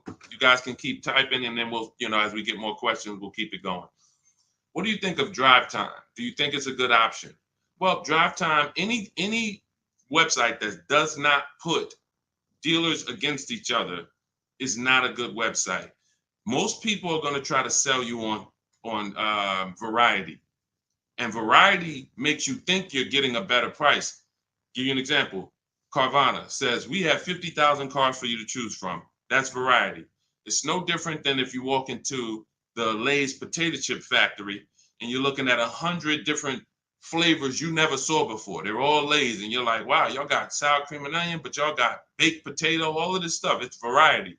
But if they said to you, every single bag is $7.99, you don't have any competition. So you can't compare anything. You can't even compare them to what they would sell it for in the store, because you're in the factory where all of the variety is. That's how most of these websites operate. It's strictly variety, but variety doesn't drive down prices. Competition does. So you want every car you're buying, leasing, you want to look at 100. You want to know within 100 miles of me who has a car like this and who's willing to sell it to me for. What are they willing to sell it to me for? Because this is not the Apple store. My biggest thing I want to get across to you guys concerning this pricing is cars are not like the Apple store. You go into the Apple store in California, the iPhone 15 or 18 or whatever they come out with is going to be the same price as the Apple store in Florida, same price in New Jersey. It's not like that in car dealerships. Every dealer is selling their vehicles for a different price. Every dealer's best price is different. So if you're going to find the below market best prices, you need to be on websites and you need to be using tools that allow you to get multiple offers from multiple different dealers. And there's no websites that do that, so to speak, but our system in Cars from Home is what we use to do it. We're going to get multiple offers, look at all the used cars within 100 miles, screen them down, see which one is the below market lease, the below market deal. And we're going to do the same thing for purchases. We're going to reach out to 25 dealers online. Using my email scripts, we get 5 quotes. So then we pick the best one. Now, you can feel free to do that manually. If you want to actually manually try to call dealers and get multiple quotes, you can. But I recommend you don't talk to dealers. And that's why I created a system where you're just emailing. But even if you called around, if you're looking for a Honda Pilot and you got 5 different managers to give you 5 different offers, you're going to see they're going to be totally different. This one's going to be $29,000. This one's $31,000. This one's $38,000. This one's $32,000. Like, they're going to be totally different because every dealer has a different price, and 80% of dealers are overpriced. So you're going to be shocked at how overpriced some of these dealers are once you start to get multiple offers. But yeah, when it comes to websites, Christian, if they're not putting dealers against each other for us, if they're not allowing us to see where dealers rank against each other, it's trash. Even on used car marketplaces. Used car marketplaces need to be telling you what discount you're getting from the original price, which they're never going to do. They're used cars. If you've bought a used car in your life, I want you to type the letter U in the comments. If you've ever bought a used car, I'm going to tell you something right now that is that you're going to be like, wow, you're right. That's common sense. But no, none of us have ever done it. No one's ever done it. That's why I added it to my system. When you look at used cars on the marketplace, on the website, cars.com, Auto Trader, you're looking at them using algorithms to tell you if this is a good deal or a bad deal. They're looking at what all the cars are listed at, and they're saying this one's listed higher, this one's listed lower, this is a good deal, this is a fair price. That's trash, because what they should be telling you is what is the discount you're getting from the original price of that car. The original price of that car. That's all that matters. If that car was originally 50,000 and now they're asking 25,000, that's a 50% discount from the new price. That's all. Listen, during the pandemic, we had people going out, and you might have done it, and literally buying used cars for the same price as new cars and not really asking questions. And they didn't even really bother to see that the same price they're paying for the 3-year-old used car is the same price it was new. There's no discount. And that's what I call the true value discount. So they're never going to see that. What you would see if they did this is how it would look. This vehicle has a 1% discount from the new car price. This car has a 6% discount from the new car price. And you're going to be like, why the heck would I buy that? It's really no discount. You charge me the same price as what it was new. That's all that matters. But they're never going to do that, because then they have a bunch of people paying them to sell cars for them through their website, and the cars wouldn't be selling because people be like, yo, I'm not buying that. There's no value there. So that's what we need to know when we're getting a used car. That's the last step when we're narrowing down our used cars. We pull the original MSRP, we get the original price, and then we compare that. I have a calculator in my book that does it. You put the original MSRP in, you put the asking price in, and then it tells you this vehicle has a 42% true value discount, a 38% true value discount. And that's what you compare when you're shopping prices for used cars. Okay, everything that I'm talking about, if you're like, Deshone, I want the whole blueprint, I'm not going to remember this, you can go and get my new digital book. It's called Cars from Home, 7 Steps to Saving Time, Money, and Avoiding Dealerships. You'll know our system for screening down used cars. You'll know how to get the original MSRP. You'll have the true value calculator, and you can get your copy for 75% off as part of our welcome offer in my TikTok bio for 30 minutes, my Instagram bio, 30 minutes only, or YouTube comments or the Facebook comments. And you won't pay $97. You'll pay $24 if you get there before the 30 minutes is up. So go grab your copy. Come on back to the show. Catherine Marie, I have a 2022 Chevy Blazer, 40,000 miles. I want to trade in for a 2024 Kia Sportage. My credit is 530. Is it smart right now? I've never been late on payments. Smart is relative. Why are you doing it? If you just got a vehicle, you're right now driving a vehicle that it's depreciating like this. Whenever we get into so she used a curse word too. A lot of you know, if some of you may know if you've been on a stream with me before, what's the word she used that we don't use here? Some of you may know. I'm not, Catherine, you're new to the stream, so you don't know, but you're about to find out that there's a word. Let me see if anybody gets it. I'll tell you in 3 seconds. Okay. Trade. All right, trade. Why don't we use the word trade? Because you don't get anything, you don't get the value, the maximum value for anything trading it. So if I wanted to get rid of this phone, it's an iPhone 14, would I make the most money trading it, or would I make the most money selling it online on the open market? Would I get the most money trade or sell? Type into the comments. Y'all know, listen, I need you to lock in. Let's go. You know, the people who win with us are the people who are locked in. The whole world wants to distract you and have you focused on all of these things. None of this stuff is going to keep money in your bank account and make sure you're keeping thousands of dollars. You're paying thousands of dollars less. So lock in. Focus, exactly. Trade. No, not WW. No, not trading. Yes, body, sell. Yes, open market. Exactly, Shiva. You're going to make the most money selling something on the open market, not trading it. So when in the past we used to have to, sell our cars on Facebook. We don't have to do that now. There's big companies that make us cash offers for our cars that literally write us a check the same day. CarMax, Driveway, Instant Kelly's Blue Book Instant Cash Offer, Carvana, AutoNation, and Car Gurus. That's 6 offers. CarMax, Carvana, Driveway, Kelly's Blue Book Instant Cash Offer, AutoNation, Car Gurus. 6 cash offers that we get in 20 minutes. This is in step 2 of my shopping process. This is called the equity assessment. Before you can go into your next car, you want to see what is the maximum value I can get for my current car or my current lease. Can I sell my current lease and make $3,000, $5,000? And if you didn't know you could sell a lease, type a question mark, because if you didn't know you could sell a lease, how much has that cost you already? Just not knowing that you can sell leases, just dropping them off to the dealership. And if there's $2,000, $3,000, $4,000 of equity, or like in the pandemic, some of us had 10,000 equity, 7,000, you're just giving it back to them, and you're wondering why they're saying, "Oh, good news, we could get you in this new car with no money down."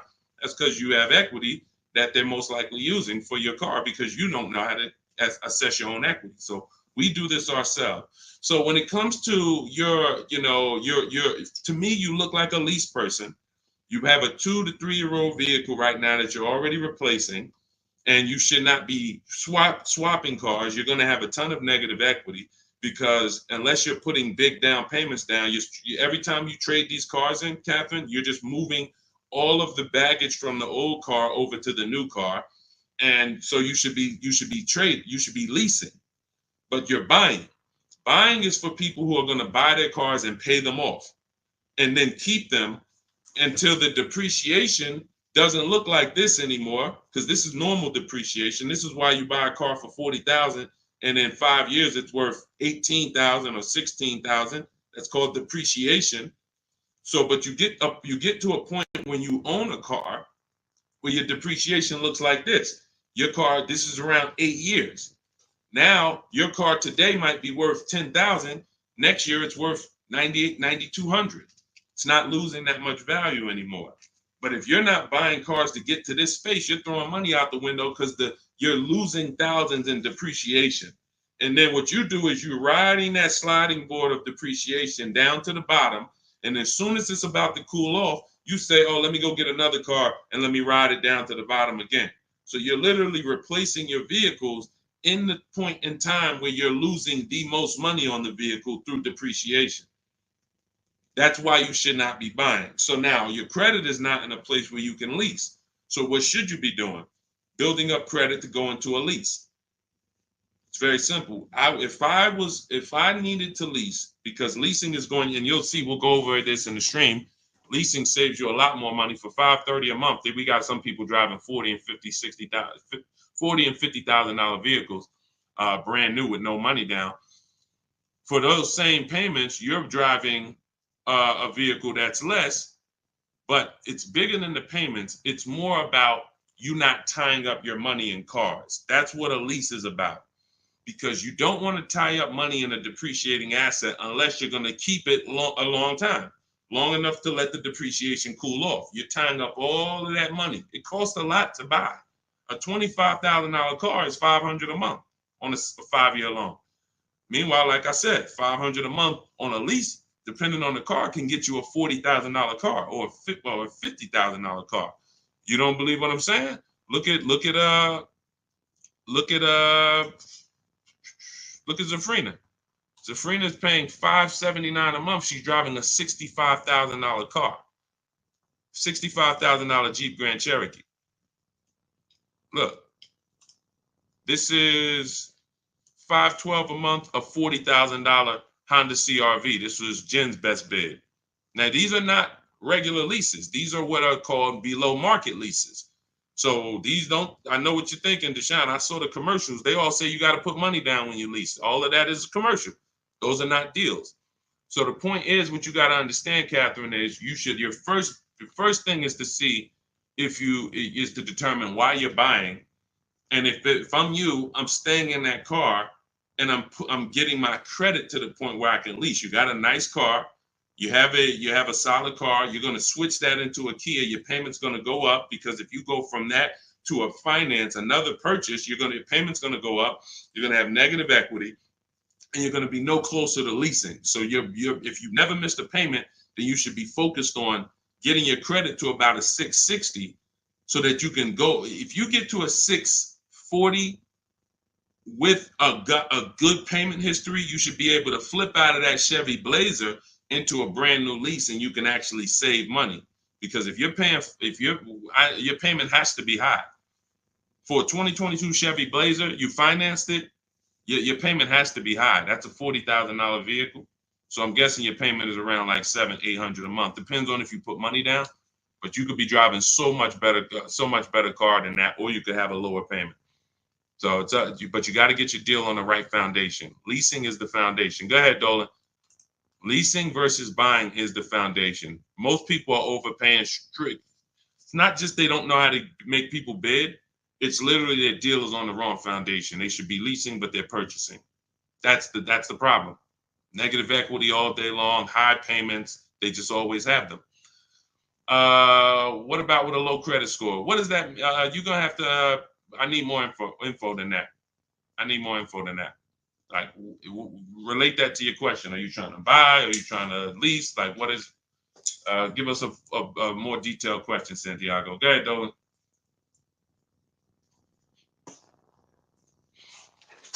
I'm car shopping right now for a new vehicle. I need a car ASAP. I'm looking to finance. Okay, so first thing to determine is, do you have a current car? If do you have a current car, then you've already decided you're going to purchase. You're not leasing. So therefore, now we move to step two. My process is 7 steps. Step 2 is equity assessment. Do you have a vehicle you need to sell? Okay. Now we're going to budget for. Are we going to budget for a new car or a pre-owned car? Can you afford both? That's the thing. Now, in my book, I have something called the perfect budget calculator. This is where we use the standard interest rates. We put our, preferred down payment in. It could be 0. Some people, you're like, Sean, I could put 3,000 down, but if I don't have to, I don't want to. That's what the perfect budget calculator does. You put in what you could put down comfortably. You put in what can you spend monthly comfortably. You put in what equity you have from your old car. You put that in, and then what it does is it tells you how much you could afford for a car. Could be 22,000, but you get multiple goals, because what you got to understand is, if I spend $400 a month for a 5-year loan, that's less money than if I spent $400 a month on a 6-year loan. So what we do oftentimes, you can actually budget for a lower price vehicle simply by shopping for a vehicle with a 5-year loan instead of a 6. So yes, my budget might be $400 a month, but for how long? So the perfect budget calculator gives you multiple goals, because you got to decide, what can you afford? Can you get everything you want in a new car at your budget? You said I'm shopping for a new vehicle. Can you get everything you need in a new vehicle for your budget? If not, then you got to go pre-owned. And then now what you're doing is you're going to the market, and if let's say you're shopping for a new vehicle, because you said I'm shopping for a new vehicle, what we would do is we're separating the finance from the purchase of the car. See, because I could already tell by your statement, you're gonna go in mixing them. And what I need you to get is, you're giving dealers, anytime you buy a car from a dealer and you give them a loan, you get your loan from them, you've actually given them 2 transactions. You've given them 2 transactions. Buying a car from a dealership is one transaction.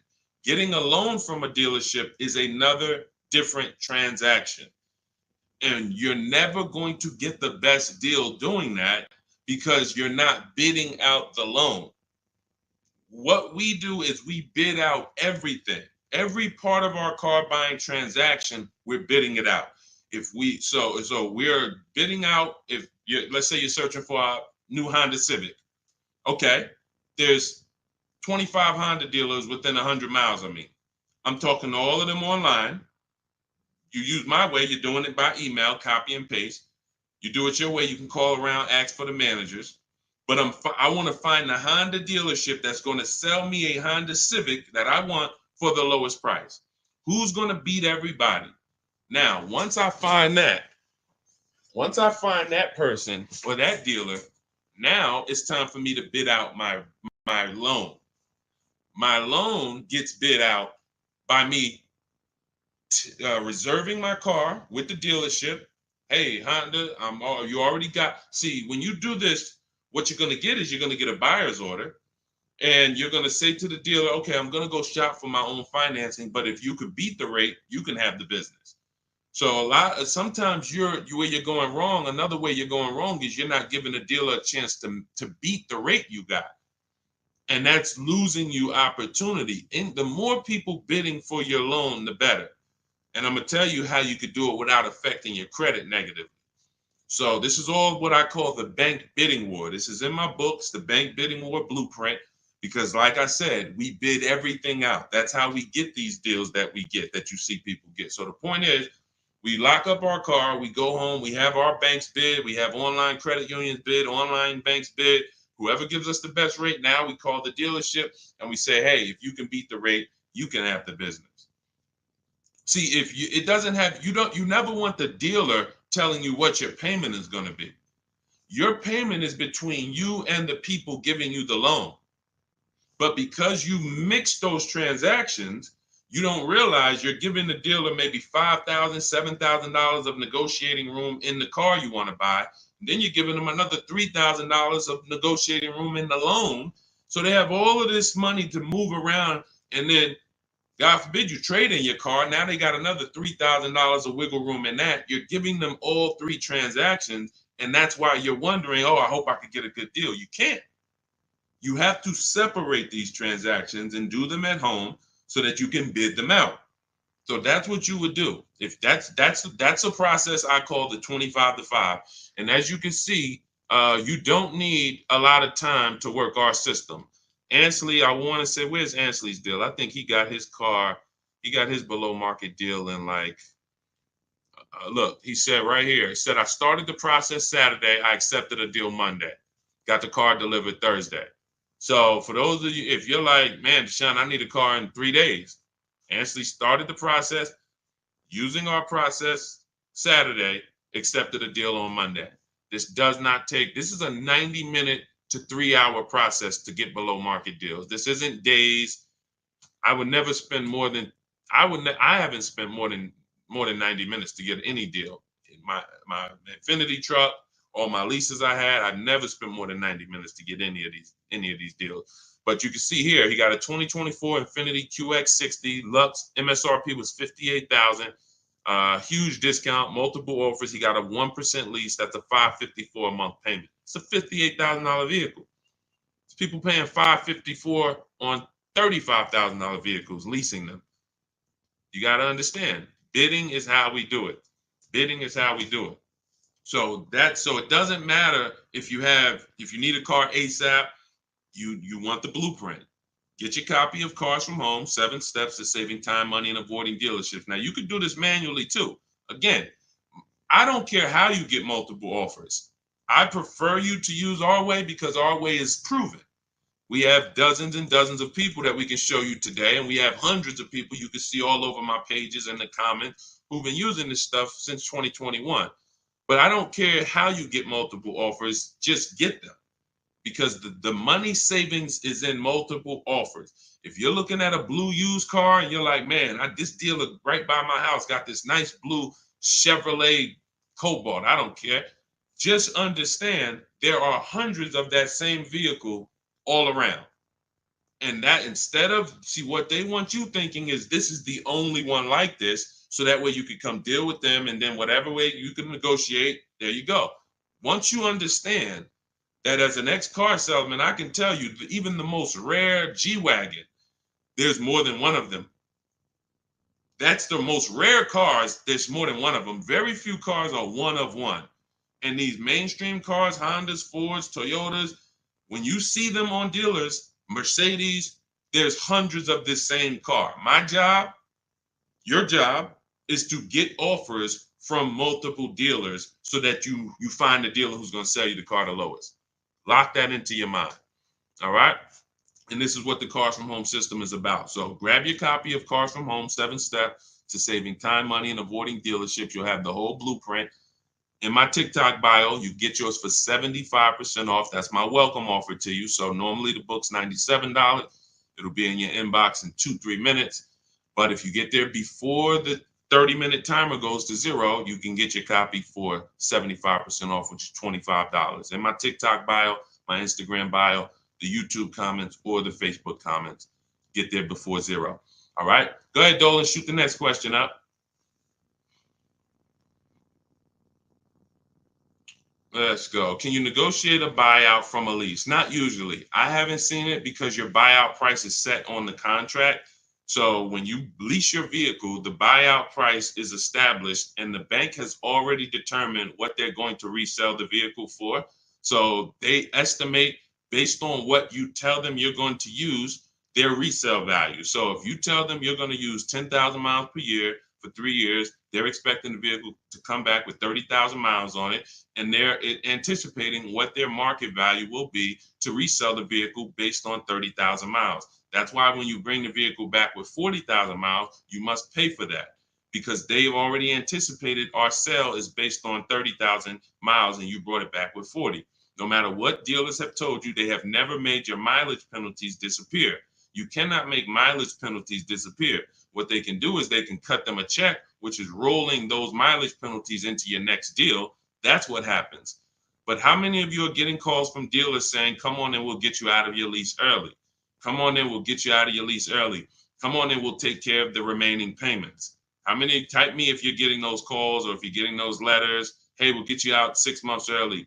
They're not doing anything but rolling your payments into the next car and hoping that you'll be okay with the new payment. But if you waited until you didn't have this baggage, you can literally make a deal without the baggage. So yes, you might be able to achieve $500 a month with the baggage, and maybe you could afford $500 a month, so it's okay with you. But if you were patient, you could literally make your deal when you didn't have the baggage, and the same car you got for $500, you could get for $400 a month. So they're playing on the fact that you're going to want a new car and you're not going to look at the numbers and be able to understand that they're rolling those numbers into the new car. And if you were patient, you wouldn't have to deal with that. That's the big thing. It's just about being patient. It's the biggest play on your emotions. There's no other industry like the car business that plays on your emotions, and they use it to your disadvantage.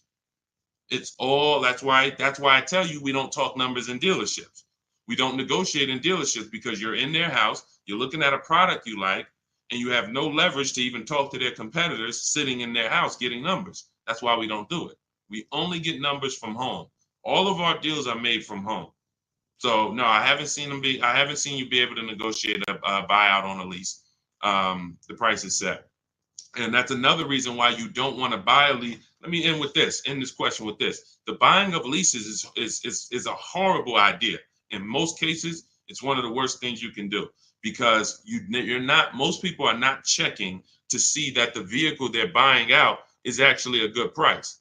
So if you're not checking to see that the vehicle you're buying out is a good price, you don't even know that you just overpaid for your lease, especially those of you who, if you go over your miles, let's just say your buyout is 20,000 based on 30,000 miles. You're supposed to have 30,000 miles. You can buy that car for $20,000 based on 30,000 miles at the end of the lease. Now you drive 50,000 miles. You go 20,000 miles over because you got the wrong miles. You didn't pay to get 18,000 miles like you should have. You took a lower payment and you now have a penalty. It's not the lease's fault. So now you come back and you say, well, I'm gonna just buy the vehicle. The problem is the vehicle that the 20,000 buyout price was based on 30,000 miles. So now you're about to buy a vehicle and pay the same price that was for a $30,000 30,000 mile vehicle. You're going to pay the same price for a 50,000 mile vehicle. So you buried yourself and you bought something well above what it was worth. You've paid well above what it was worth because the fact you put 50,000 miles on it didn't adjust the buyout. It didn't say, well, you put 50,000 on it. Instead of 20, you could buy it for 16 because it's really not worth 20 at all. No, you're paying the buyout price no matter what. So 99 times out of 100, the penalty is way less. It's just bad leasing. It's bad lease structure. When you see people that hate leases, it's their fault in a lot of cases. They don't know that though. Man, I didn't get the mileage. They penalized me. Man, I got a bill because I had dents and the windshield was cracked. But if you own the car and you went to sell that car and it was a cracked windshield, wouldn't you need to pay for that? Wouldn't that come off the value?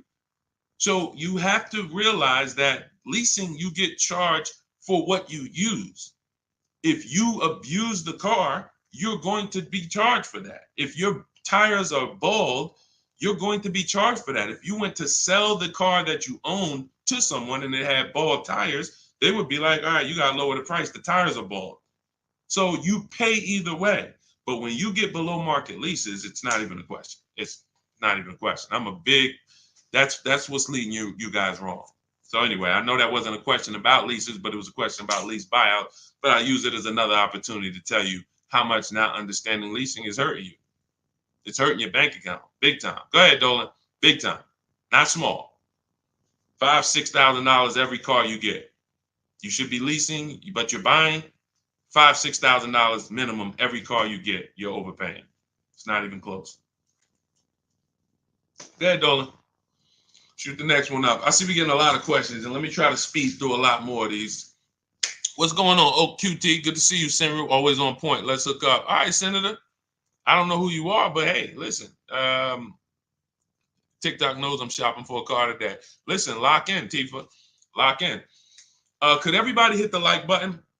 Everyone who hits the like button, if you support good content and you're like, listen, I need to help spread this because my friend might be going out buying a car today and they might be getting, listen, they need this.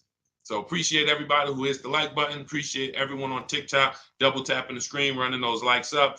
We can't spread this message without you. All right, Chef Champion. What do I do if I bought a Jeep Grand Cherokee and the value decreases faster than the payoff? That's normal. That's normal. See, and now watch this. It's based on your loan. So now, again, you want to remember this. This is a basic lesson on depreciation. If we learned this in school, everyone would be just fine because you come out of school understanding depreciation, leasing, and buying, and you understand how you're going to beat this and not get caught up in this. So when you buy your vehicle, the Jeep is here. The depreciation is here. The next day, if you buy a vehicle for $40,000, you go back the next day, it's not worth $40,000. You've already owned it. It already has 10 miles on it. Even if you didn't drive it, literally because it's been owned, it's depreciated. So it went from 40 to 36 the day you bought it, 34 the day you bought it. And so depending on how much you overpaid, it could drop even more. If you should have gotten a $7,000 or $8,000 or $10,000 discount off the car, but you didn't get a discount because you don't know how to make dealers bid and you're trying to negotiate and you don't know about rebates and all that, you overpaid. It doesn't change the fact your car is going to depreciate based on the market value of that car. So when the market sees that some people are getting $7,000 to $10,000 off of the new ones, your 1-year-old one becomes worth even less. So depreciation is what you're trying to avoid, but you can avoid it by, you can't change what the vehicle is going to do. Pay very close attention to this. You cannot change. If a vehicle is going to depreciate like this, there's nothing you can do to change that. The only factors you play is how much you drive. High mileage drivers, you're depreciating like this. Your slope is steep. You're putting 100,000 miles on cars in 4 years. Your car goes from 40,000 to daggone 15,000 in 4 years. Like that's the way you do. Your normal driver is going to look like this. So you can't change that. What you can do is you can say, are you going to keep the vehicle long enough to avoid that? You're riding out the depreciation. Who has a vehicle in here that they've had outside their house right now? Right now. It's older than 8 years. I want you to type the number of years in the chat. Let me know how many years you've had the vehicle in your driveway. If it's more than 8, I want you to type 12 years, 11 years. If it's more than 8, I want you to type the number. Okay, I see you. The next 11 years. No, not 2, Kathy. It has to be more than 8. All right, 12 years. I see you. All right, I see you, Happy. 8 years. Raw Doggy, 18 years. Okay, TT, 18 and a half years. Charlie, 35 years. Okay, so when we look at this, this is how you beat depreciation. This is the goal. This is the goal of the purchase. You need to understand, Chef, that that's the goal of the purchase. See, they're not thinking when their Jeep Grand Cherokee value decreases after 2 years or 3 years. They're not thinking that way. They're long-term. See, short-term people who don't lease are the ones that are concerned about depreciation. Pay close attention, because you're getting the mindset of why not understanding leasing is super expensive. Because when you're them, you're not concerned with depreciation. TT is not concerned. She's had a vehicle 8.5 years, 35 years, like 18 years raw dog he's had.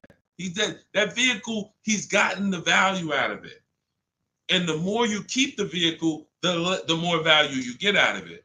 But if you're short term and you're looking to swap that vehicle out and go get another one, you are heavily concerned with depreciation, heavily. And the solution is you should be leasing. Let me show you someone who has a Jeep Grand Cherokee. Let me show you. Do I have Raphael? Where's she at? I don't even know if I have Raphael's deal, but I want to pull it in, because this was her second deal using our bidding system. Here we go. Now look at Raphael.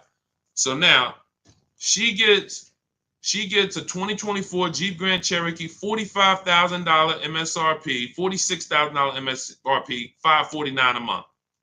$549 a month. Look, 3 weeks. $549. So now when you look, I'm not even going to show you Zafrina's deal. She got a $65,000 electric Jeep, $579 a month. So when you compare what it costs them to drive these trucks, brand new, no money down, they literally give them $579, drive off. Raphael gave them $549, drove off in her truck. That's different than you buying this whole Jeep Grand Cherokee. Same price vehicles they're buying, call it close to $50,000. No money down, you're leaving out at $900 a month, $1,000 a month. You might put 10 grand down, or you might throw your trade in there as a down payment to get to $800 a month. But you're not getting to a $600 payment on a Jeep Grand Cherokee buying it. Maybe you bought a 3-year-old one and you might be paying the same payment as they're paying. But think about this. Why would I pay the same payment? Because some of you are like, oh man, Deshone, I buy used cars. Is that better than leasing? Not if you're a short-term person. Because what you're doing is, you take somebody like Raphael, she's pulling up $549 a month, brand new $50,000 Jeep Grand Cherokee, $46,000 Jeep, what's the MSRP? $46,000 Jeep Grand Cherokee Limited. Now you got that same vehicle, but you bought it used. So instead of $46,000, you found one for, let's say 20. Let's say instead of 46, you got a nice one, 28,000. 28,000. Let's round it up with taxes. Be generous. Let's just say 30,000 with taxes. What's the car payment on that, people? What is the car payment on a vehicle that is $30,000? Type into the chat. Some of you know, based on our $5,000 rule, what's the car payment on a vehicle for $30,000? Thank you, Happy. $600. Thank you. I love, man, my people on point, man. I'm proud of you. I'm proud of the people that's on point, locked in. I know y'all. I don't have to worry about y'all. So $600 a month. Now look at this. That's if we found a used one at a great price, 20-something thousand, high 20s with taxes, we at 30. So we're leaving out the dealership paying $600 a month for a used vehicle, 3 or 4 years old, 1 year warranty left, or potentially no warranty after a year. So versus someone who's driving a brand new $65,000 Jeep Grand Cherokee electric, $579 a month, or like Raphael, who's driving her limited for $549 a month. She's pulling up next to you in the same vehicle, but the new version, you're paying more than her. This does not make financial sense, and there's no way to justify it because you're not getting the money back. If you were going to say, Deshone, yeah, I'm paying more now, but in 3 years, 5 years, 6 years, when I sell this thing, watch how much I get back. If that was the case, then it'd be different. That's not the case. You don't get the money back that you put into these cars. That's why the people who learn from me, who get below market leases, we're never putting the money in the car. We're putting hundreds of dollars, couple hundred in. We're driving these brand new cars. We get the mileage we need. We adjust the mileage. If you need 12,000, you get 12. You get 18. You need 18,000, you get 18,000. You need 25,000, you get 25,000 mile a year leases. But you don't buy these cars, tie up all this money, not get it back when you trade them in, and then go and do it over and over again and just stay in this depreciation cycle. Just stay in this depreciation cycle all the time. You're living in this depreciation cycle. You're never getting to the people who we talked about 8 minutes ago who are here, keeping their cars 18 years, 12 years, 10 years, where their depreciation is like this. This is the reward for purchasing. If you're not trying to get here, you should not be purchasing. You should be shopping for below market leases. So you can't beat depreciation in the short run, Jeff. To answer your question, to wrap this up, you're trying to beat depreciation in the short term. You cannot do it. The car is going to depreciate, and it doesn't matter the payoff. You could have took a 3-year loan. You would be paying more. Your loan would be going away quicker, but you probably took a 5 or 6 year loan, God forbid a 7-year loan. Now your loan's not going to move fast at all, but the car's value is always going to move. So the key is, this is step 1 in my book. We need to know, are we putting our deal on the lease foundation or the purchase foundation? How are we going to beat depreciation? Long-term ownership, 8+ years, or below market lease? Those are the only 2 ways. That's the only 2 ways to beat depreciation. That's step 1 in my book, the most important question. Okay? All of this you can get 75% off as my welcome offer to you for getting cars from home, my new digital book, 7 Steps to Saving Time, Money, and Avoiding Dealerships. It's already 5-star rated. You can type it into Google. You'll see all the reviews online. Shout out to everyone who reviewed the book on Goodreads. And the book is just everything I teach. Everything you hear on my streams, it's in there step by step so that you don't have to remember this. So you can go to my TikTok bio, my Instagram bio, the Facebook comments, or the YouTube comments. And if you get there before 30 minutes is up, you get your copy for 75% off the whole blueprint. The bank bidding war is in there, selling leases, high mileage driving strategies, all in there step by step for you guys. All right. Once you get your book, make sure you screenshot the thank you page, though. As soon as you pay, you're going to see a page that says screenshot this page. You can open the book link there, but you'll also have my support team's email, because sometimes you type it fast and you type your email wrong, and we can't send the book to a wrong email. So make sure you screenshot that page so you can have the support team's email. Go ahead, Dolan, shoot the next question in. Hey, what to do if I'm upside down and need a new vehicle? Well, you can only get out of negative equity 2 ways. This is also in my book. You can pay the difference, or you can move it over, transfer it. Now, the third option with negative equity is you don't get a car. This is what I call the bad credit for people with good credit. Negative equity is the bad credit for people with good credit. Because when I was in the dealership, some of you know I worked for Mercedes for 5 years, General Motors 5 years. The only people who couldn't get a car, who had great credit, was people with too much negative equity. So what you're looking for is you're looking to see, doing the equity assessment, what is the most I can get for my car? Because let's say the dealer tells you your car is only worth $14,000. but you owe $16,000. They're going to tell you you have $2,000 of negative equity. That's why we never get our prices of what our car is worth from a dealer. We do this from home during our equity assessment. This takes us 20 minutes. We go on CarMax.com, Driveway, Carvana, Kelly's Blue Book Instant Cash Offer, AutoNation, and Car Guru, Sell My Car. This is 6 cash offers that we're going to get in 20 minutes. So now these are the most competitive offers we're going to get, and that's going to tell us the least amount of negative equity that we would have. So if the highest bidder from the online buyers pays you 18 and you only owe 19, then you have $1,000 of negative equity. I would come up with 1,000 and sell to the highest bidder. This is what I call paying the difference. Why is that the first option? Because you can now shop your car deal, get bids for your new car, and you don't have to bring over baggage from your old car.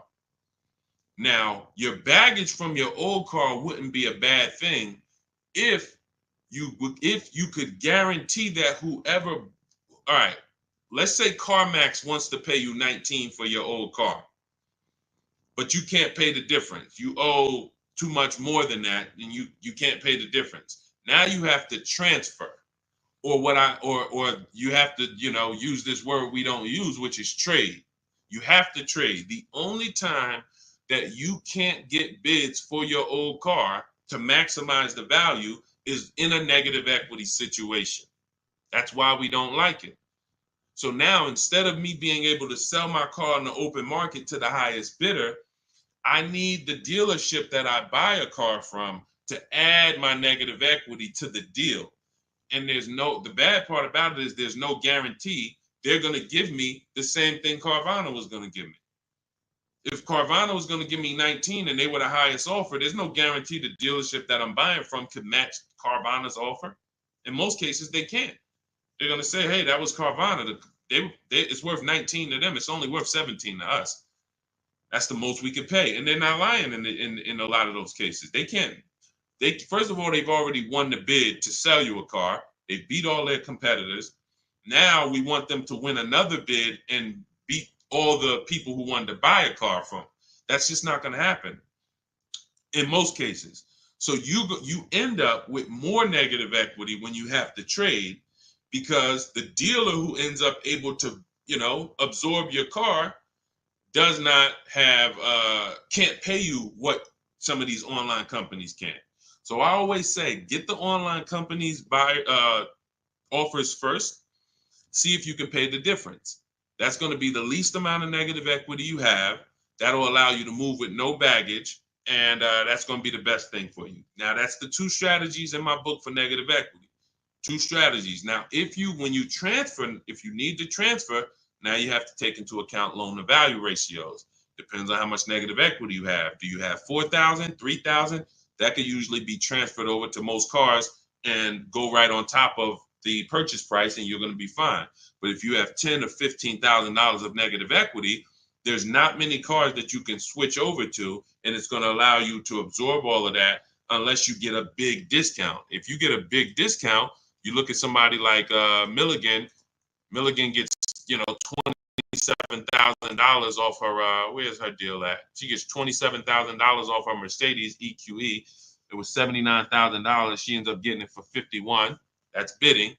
She gets all the discount and all the rebates. And now you look at somebody like Kimberly. Kimberly gets $20,000 off of her Maserati. $86,000 vehicle, 87. She gets $20,700 off. If she had to roll over 15 grand of negative equity to this deal, she could do it. So the bigger the amount of negative equity, the more you need to search for a car that the best offer on it, the below market offer on it, gives you a lot of rebates, a lot of discounts, 7, 10 grand, 12 grand off, so that you can roll that negative equity over. And 99 times out of 100, you should be rolling it over to a lease, because once the lease is paid off in 3 years, you're gone, and the negative equity is gone. And it's a hedge, because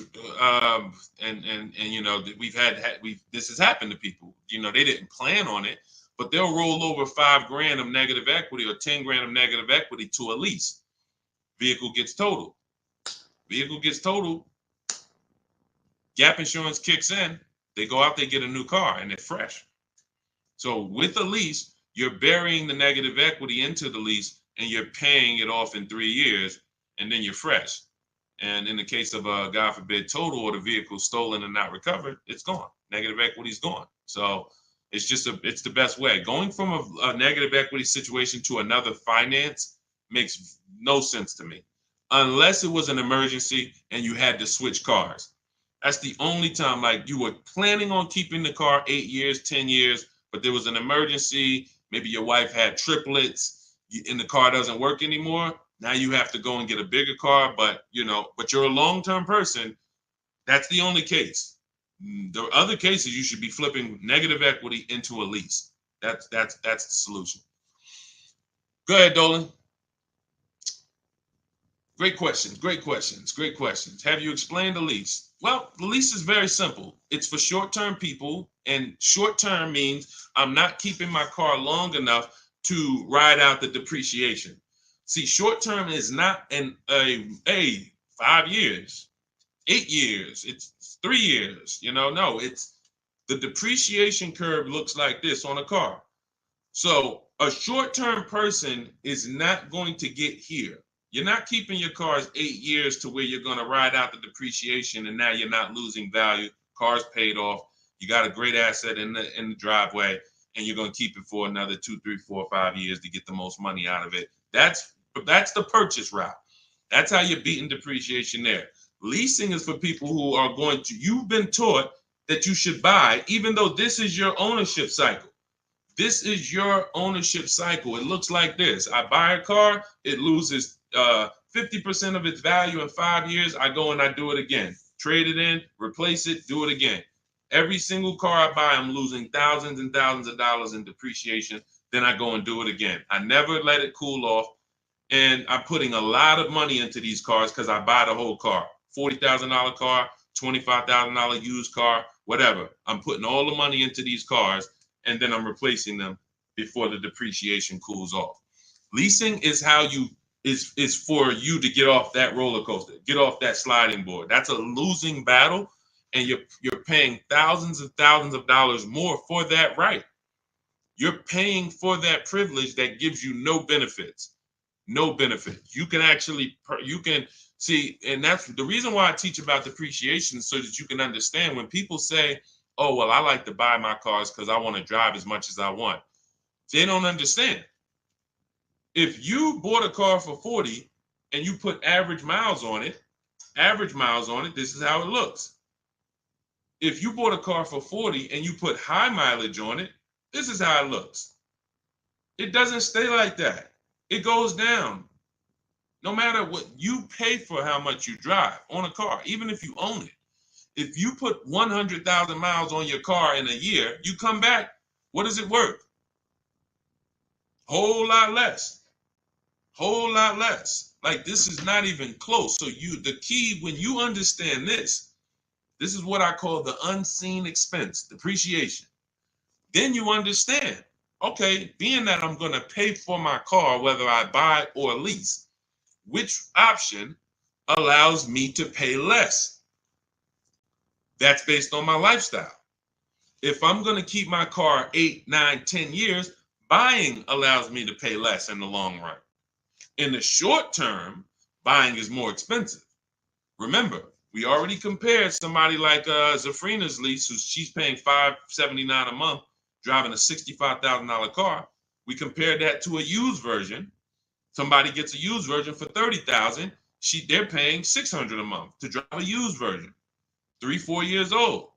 Somebody who wants to buy a brand new version like Zafrina got, $65,000 car, that's a $1,300 a month payment.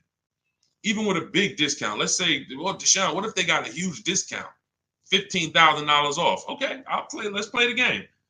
So they get a huge $15,000 discount off that same Jeep that Zafrina got. So instead of paying $65,000, let's go back to her so everybody can play along. So instead of paying, hold on, no, that's not. All right, so $65,000, she gets a $15,000 discount. So instead of paying 65, she pays 50. What's the payment on that? Come on, type into the chat. Stay close to the chat. She gets it for 6. She gets it for 50. Huge, big discount.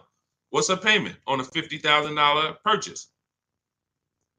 Some of you know we got to do our math, because every $5,000, $100 a month, we could see if anybody's going to type it in. What would her payment be? Once in a lifetime, huge discount, $15,000 off. $1,000. $1,000. $1,000. So let's compare these three so that we can understand that this is not even close. You have Zafrina, who's driving a $65,000 vehicle for $579 a month. She's leasing it, 12,000 miles per year. If we compared a used version of this vehicle, that we basically took half price. Let's say she's magically found a great used vehicle with good mileage and magically found it for half price. We already know that ain't gonna happen. And y'all know why I'm doing this. You can see, dang, if we're being extra conservative and these numbers are still nowhere close, imagine how much you're really losing by not understanding this. If we use real numbers, if we use like more accurate numbers, you're not getting a $15,000 discount. You're not getting a half price discount on a used one. You might get it for like 40. So that 40,000, that's an $800 a month payment. 30,000, $600 a month payment. Brand new one with a big discount, $1,000 a month payment. None of these are close to what Zafrina's paying at $579 for what she's getting. Driving a brand new vehicle, not tying up her money, driving a brand new vehicle. No, so that's what I'm saying. The reason why leasing versus buying is step one in my book is because if you buy, but you should have leased, you cannot get a great deal anymore. You cannot. That's why you're like, you may write me and be like, Deshone, man, I figured out I shouldn't be buying anymore. Should I stay in this car? Or should I switch to a lease now? There's no benefit in you staying in it. If you can swap from a finance to a lease or from a purchase to a lease right now, you should be doing that right now. There's no benefit to staying in a finance if you're not keeping the car long enough to get here. You're just delaying the inevitable, putting more money into the car, driving less car than you could be driving for the money you're paying. There's no benefits there. No benefits there. So that's it. Everything we're talking about is in my new digital book, Cars from Home, 7 Steps to Saving Time, Money, and Avoiding Dealerships. Our entire process is called Cars from Home. 90% of what we do to get these below market deals is at home with a computer. So you don't need to be a great negotiator to get these prices that you're seeing people pay. You do need to have the blueprint, and Cars from Home, my new digital book, is the blueprint, and you can get a copy for 75% off. It's normally $97, and it's worth every penny of $97, but $24 is better. If you can get to my bio before the 30-minute timer goes to 0, you can get your copy for 75% off, which is $24, and you'll have everything we're talking about, everything we haven't had time to talk about so far: leasing, buying, below market deals, purchases, below the bank bidding war, where we have banks and credit unions bidding.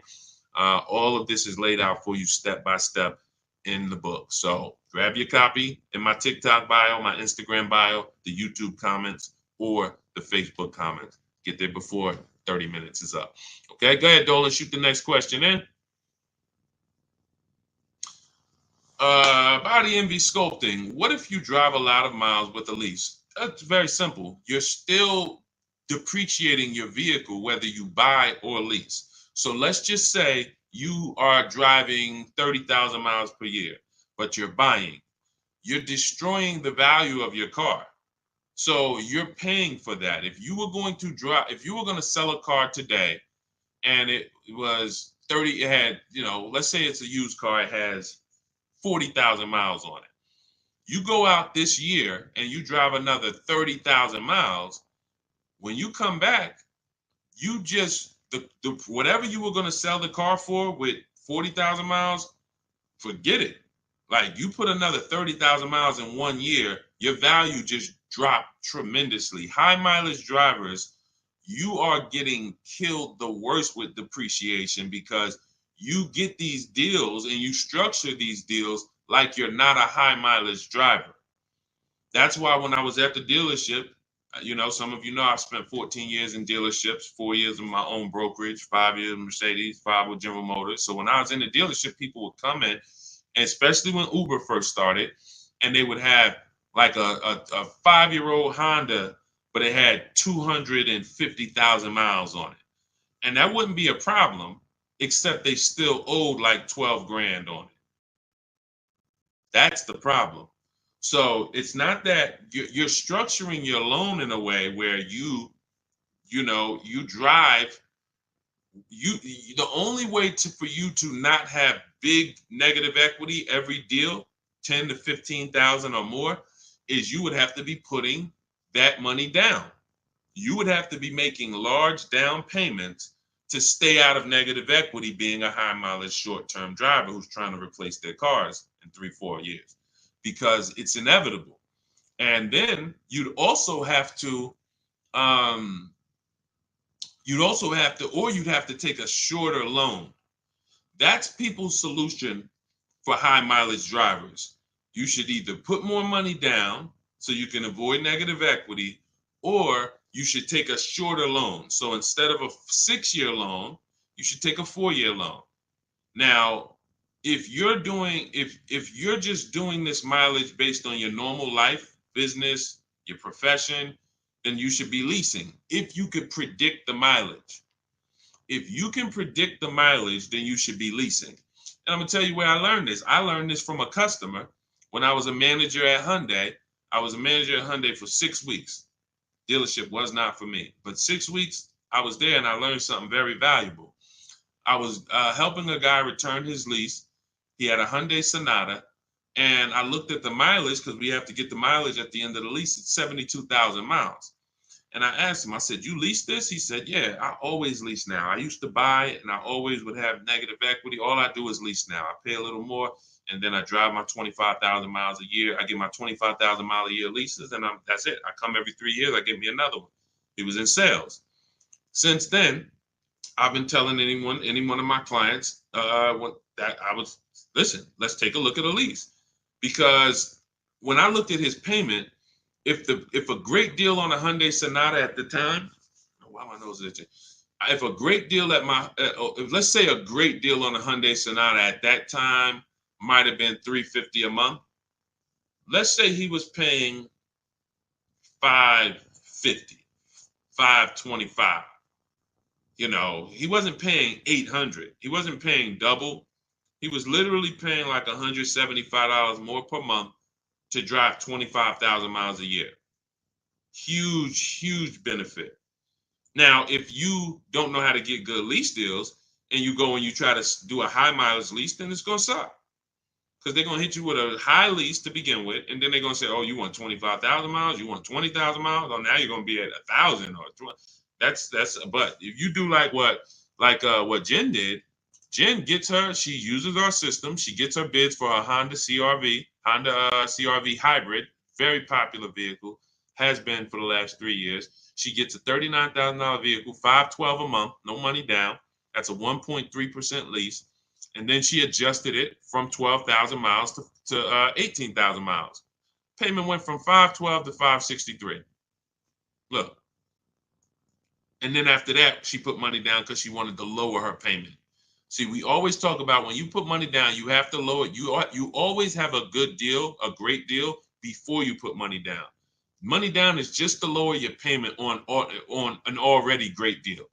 You can't buy your way to a great deal. You can't. So she had a 1.3% lease, and then she bumps it up to $563 a month.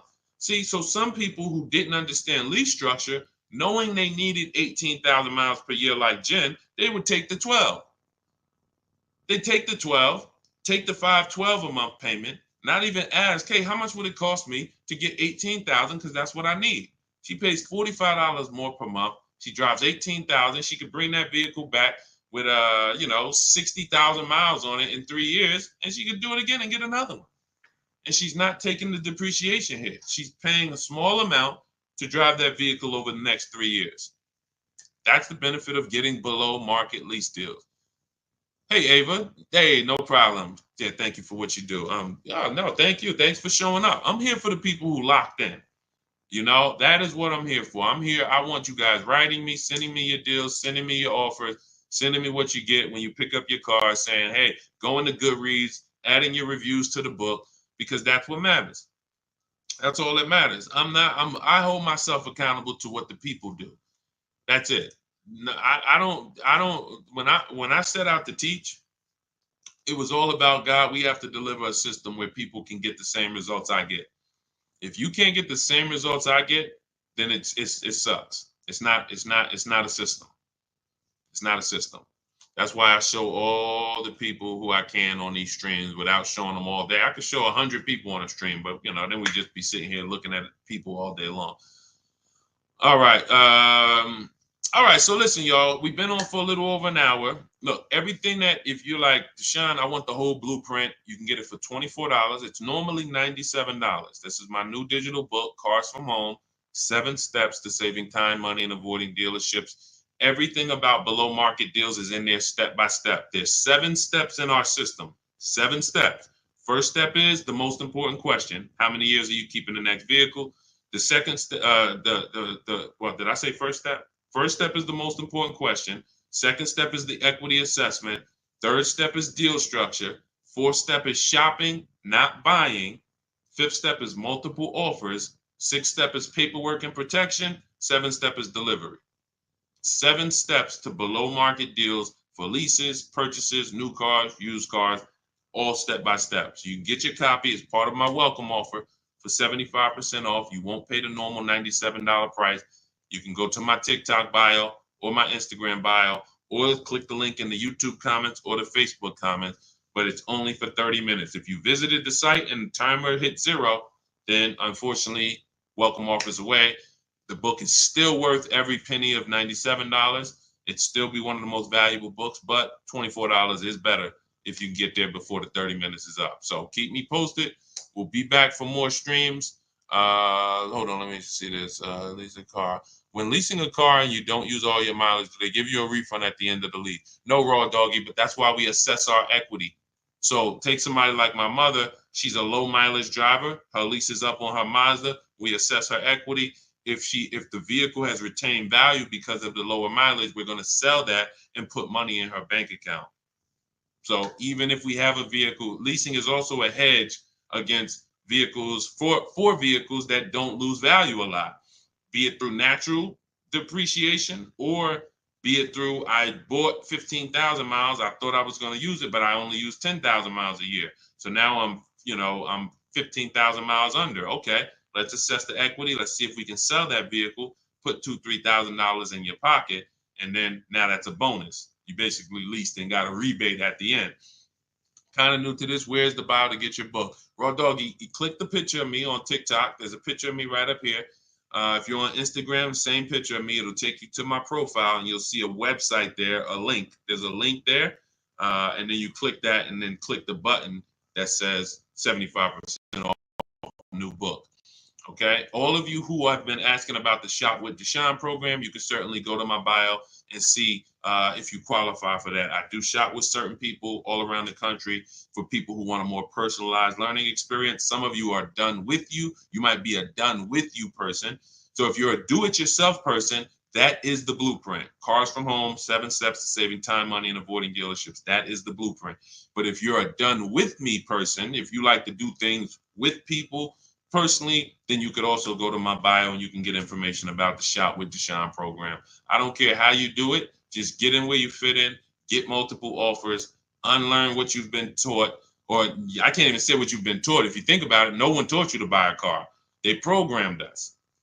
We didn't go into school. We didn't learn. This is how it was like. It was a programming. So that's why we have to unlearn that and relearn the new way. And then, the success is guaranteed. So God bless you. I will see y'all on the next stream. Everyone who got the book, congratulations. Use it. Win all day. God bless you.